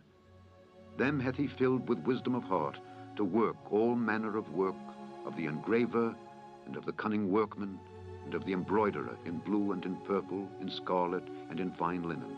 and of the weaver, even of them that do any work, and of those that devise cunning work. Chapter 37. And Bezaleel made the ark of shittim wood. 2 cubits and a half was the length of it, and 1 cubit and a half the breadth of it, and 1 cubit and a half the height of it. And he overlaid it with pure gold within and without, and made a crown of gold to it round about. And he cast for it 4 rings of gold to be set by the 4 corners of it, even 2 rings upon the one side of it, and 2 rings upon the other side of it. And he made staves of shittim wood, and overlaid them with gold. And he put the staves into the rings by the sides of the ark to bear the ark. And he made the mercy seat of pure gold. 2 cubits and a half was the length thereof, and 1 cubit and a half the breadth thereof. And he made 2 cherubims of gold, beaten out of 1 piece made he them, on the 2 ends of the mercy seat. 1 cherub on the end on this side, and another cherub on the other end on that side. Out of the mercy seat made he the cherubims on the 2 ends thereof. And the cherubims spread out their wings on high, and covered with their wings over the mercy seat, with their faces one to another. Even to the mercy seatward were the faces of the cherubims. And he made the table of shittim wood. 2 cubits was the length thereof, and 1 cubit the breadth thereof, and 1 cubit and a half the height thereof. And he overlaid it with pure gold, and made thereunto a crown of gold round about. Also he made thereunto a border of an handbreadth round about, and made a crown of gold for the border thereof round about. And he cast for it 4 rings of gold, and put the rings upon the 4 corners that were in the 4 feet thereof. Over against the border were the rings, the places for the staves to bear the table. And he made the staves of shittim wood, and overlaid them with gold to bear the table. And he made the vessels which were upon the table, his dishes and his spoons and his bowls and his covers to cover withal, of pure gold. And he made the candlestick of pure gold. Of beaten work made he the candlestick. His shaft and his branch, his bowls, his knops, and his flowers were of the same. And 6 branches going out of the sides thereof, 3 branches of the candlestick out of the one side thereof, and 3 branches of the candlestick out of the other side thereof. 3 bowls made after the fashion of almonds in one branch, a knop and a flower, and 3 bowls made like almonds in another branch, a knop and a flower. So throughout the 6 branches going out of the candlestick. And in the candlestick were 4 bowls made like almonds, his knops and his flowers. And a knop under 2 branches of the same, and a knop under 2 branches of the same, and a knop under 2 branches of the same, according to the 6 branches going out of it. Their knops and their branches were of the same. All of it was one beaten work of pure gold. And he made his 7 lamps, and his snuffers, and his snuff dishes of pure gold. Of a talent of pure gold made he it, and all the vessels thereof. And he made the incense altar of shittim wood. The length of it was 1 cubit, and the breadth of it 1 cubit. It was 4 square, and 2 cubits was the height of it. The horns thereof were of the same. And he overlaid it with pure gold, both the top of it and the sides thereof round about, and the horns of it. Also he made unto it a crown of gold round about. And he made 2 rings of gold for it under the crown thereof, by the 2 corners of it, upon the 2 sides thereof, to be places for the staves to bear it withal. And he made the staves of shittim wood, and overlaid them with gold. And he made the holy anointing oil, and the pure incense of sweet spices, according to the work of the apothecary. Chapter 39. And of the blue and purple and scarlet they made cloths of service to do service in the holy place, and made the holy garments for Aaron, as the Lord commanded Moses. And he made the ephod of gold, blue and purple and scarlet, and fine twined linen. And they did beat the gold into thin plates, and cut it into wires, to work it in the blue and in the purple, and in the scarlet, and in the fine linen, with cunning work.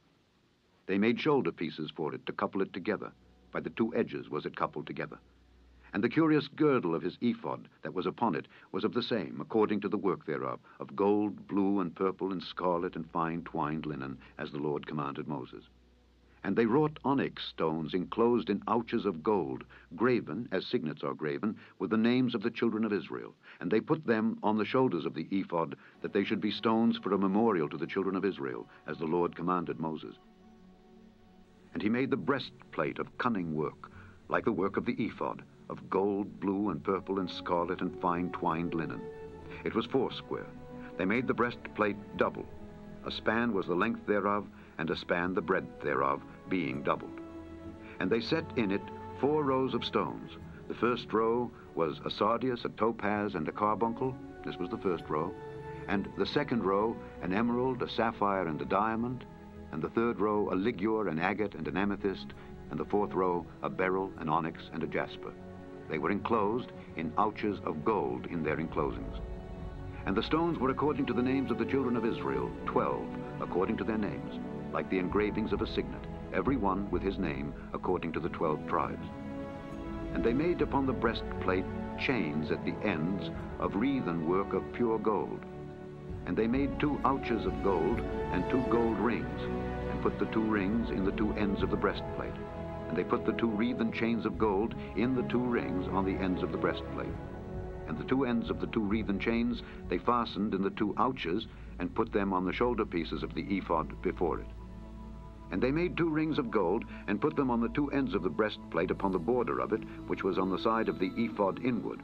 And they made 2 other golden rings, and put them on the 2 sides of the ephod underneath, toward the forepart of it, over against the other coupling thereof, above the curious girdle of the ephod. And they did bind the breastplate by his rings unto the rings of the ephod with a lace of blue, that it might be above the curious girdle of the ephod, and that the breastplate might not be loosed from the ephod, as the Lord commanded Moses. And he made the robe of the ephod of woven work, all of blue, and there was an hole in the midst of the robe, as the hole of an habergeon, with a band round about the hole, that it should not rend. And they made upon the hems of the robe pomegranates of blue and purple and scarlet and twined linen. And they made bells of pure gold, and put the bells between the pomegranates upon the hem of the robe, round about between the pomegranates, a bell and a pomegranate, a bell and a pomegranate, round about the hem of the robe, to minister in, as the Lord commanded Moses. And they made coats of fine linen of woven work for Aaron and for his sons, and a mitre of fine linen, and goodly bonnets of fine linen, and linen breeches of fine twined linen, and a girdle of fine twined linen, and blue and purple and scarlet of needlework, as the Lord commanded Moses. And they made the plate of the holy crown of pure gold, and wrote upon it a writing like to the engravings of a signet, Holiness to the Lord. And they tied unto it a lace of blue, to fasten it on high upon the mitre, as the Lord commanded Moses. Thus was all the work of the tabernacle of the tent of the congregation finished. And the children of Israel did according to all that the Lord commanded Moses. So did they. And they brought the tabernacle unto Moses, the tent and all his furniture, his taches, his boards, his bars, and his pillars, and his sockets, and the covering of ram skins dyed red, and the covering of badger skins, and the veil of the covering, the ark of the testimony, and the staves thereof, and the mercy seat, the table and all the vessels thereof, and the showbread, the pure candlestick with the lamps thereof, even with the lamps to be set in order, and all the vessels thereof, and the oil for light, and the golden altar, and the anointing oil, and the sweet incense, and the hanging for the tabernacle door, the brazen altar and his grate of brass, his staves and all his vessels, the laver and his foot, the hangings of the court, his pillars and his sockets, and the hanging for the court gate, his cords and his pins, and all the vessels of the service of the tabernacle, for the tent of the congregation, the cloths of service to do service in the holy place, and the holy garments for Aaron the priest and his sons' garments to minister in the priest's office, according to all that the Lord commanded Moses. So the children of Israel made all the work. And Moses did look upon all the work, and behold, they had done it as the Lord had commanded. Even so had they done it. And Moses blessed them. Chapter 40. And the Lord spake unto Moses, saying, On the first day of the first month shalt thou set up the tabernacle of the tent of the congregation. And thou shalt put therein the ark of the testimony, and cover the ark with the veil. And thou shalt bring in the table, and set in order the things that are to be set in order upon it. And thou shalt bring in the candlestick, and light the lamps thereof. And thou shalt set the altar of gold for the incense before the ark of the testimony, and put the hanging of the door to the tabernacle. And thou shalt set the altar of the burnt offering before the door of the tabernacle of the tent of the congregation. And thou shalt set the laver between the tent of the congregation and the altar, and shalt put water therein. And thou shalt set up the court round about, and hang up the hanging at the court gate. And thou shalt take the anointing oil, and anoint the tabernacle, and all that is therein, and shalt hallow it, and all the vessels thereof, and it shall be holy. And thou shalt anoint the altar of the burnt offering, and all his vessels, and sanctify the altar, and it shall be an altar most holy. And thou shalt anoint the laver and his foot, and sanctify it. And thou shalt bring Aaron and his sons unto the door of the tabernacle of the congregation, and wash them with water. And thou shalt put upon Aaron the holy garments, and anoint him, and sanctify him, that he may minister unto me in the priest's office. And thou shalt bring his sons, and clothe them with coats. And thou shalt anoint them, as thou didst anoint their father, that they may minister unto me in the priest's office. For their anointing shall surely be an everlasting priesthood throughout their generations. Thus did Moses. According to all that the Lord commanded him, so did he. And it came to pass in the first month, in the second year, on the first day of the month, that the tabernacle was reared up. And Moses reared up the tabernacle, and fastened his sockets, and set up the boards thereof, and put in the bars thereof, and reared up his pillars. And he spread abroad the tent over the tabernacle, and put the covering of the tent above upon it, as the Lord commanded Moses. And he took and put the testimony into the ark, and set the staves on the ark, and put the mercy seat above upon the ark. And he brought the ark into the tabernacle, and set up the veil of the covering, and covered the ark of the testimony, as the Lord commanded Moses. And he put the table in the tent of the congregation upon the side of the tabernacle northward, without the veil. And he set the bread in order upon it before the Lord, as the Lord had commanded Moses. And he put the candlestick in the tent of the congregation over against the table on the side of the tabernacle southward. And he lighted the lamps before the Lord, as the Lord commanded Moses. And he put the golden altar in the tent of the congregation before the veil. And he burnt sweet incense thereon, as the Lord commanded Moses. And he set up the hanging at the door of the tabernacle. And he put the altar of burnt offering by the door of the tabernacle of the tent of the congregation, and offered upon it the burnt offering and the meat offering, as the Lord commanded Moses. And he set the laver between the tent of the congregation and the altar, and put water there to wash withal. And Moses and Aaron and his sons washed their hands and their feet thereat. When they went into the tent of the congregation, and when they came near unto the altar, they washed, as the Lord commanded Moses. And he reared up the court round about the tabernacle and the altar, and set up the hanging of the court gate. So Moses finished the work. Then a cloud covered the tent of the congregation, and the glory of the Lord filled the tabernacle. And Moses was not able to enter into the tent of the congregation, because the cloud abode thereon, and the glory of the Lord filled the tabernacle. And when the cloud was taken up from over the tabernacle, the children of Israel went onward in all their journeys. But if the cloud were not taken up, then they journeyed not till the day that it was taken up. For the cloud of the Lord was upon the tabernacle by day, and fire was on it by night, in the sight of all the house of Israel, throughout all their journeys. The end of the second book of Moses, called Exodus.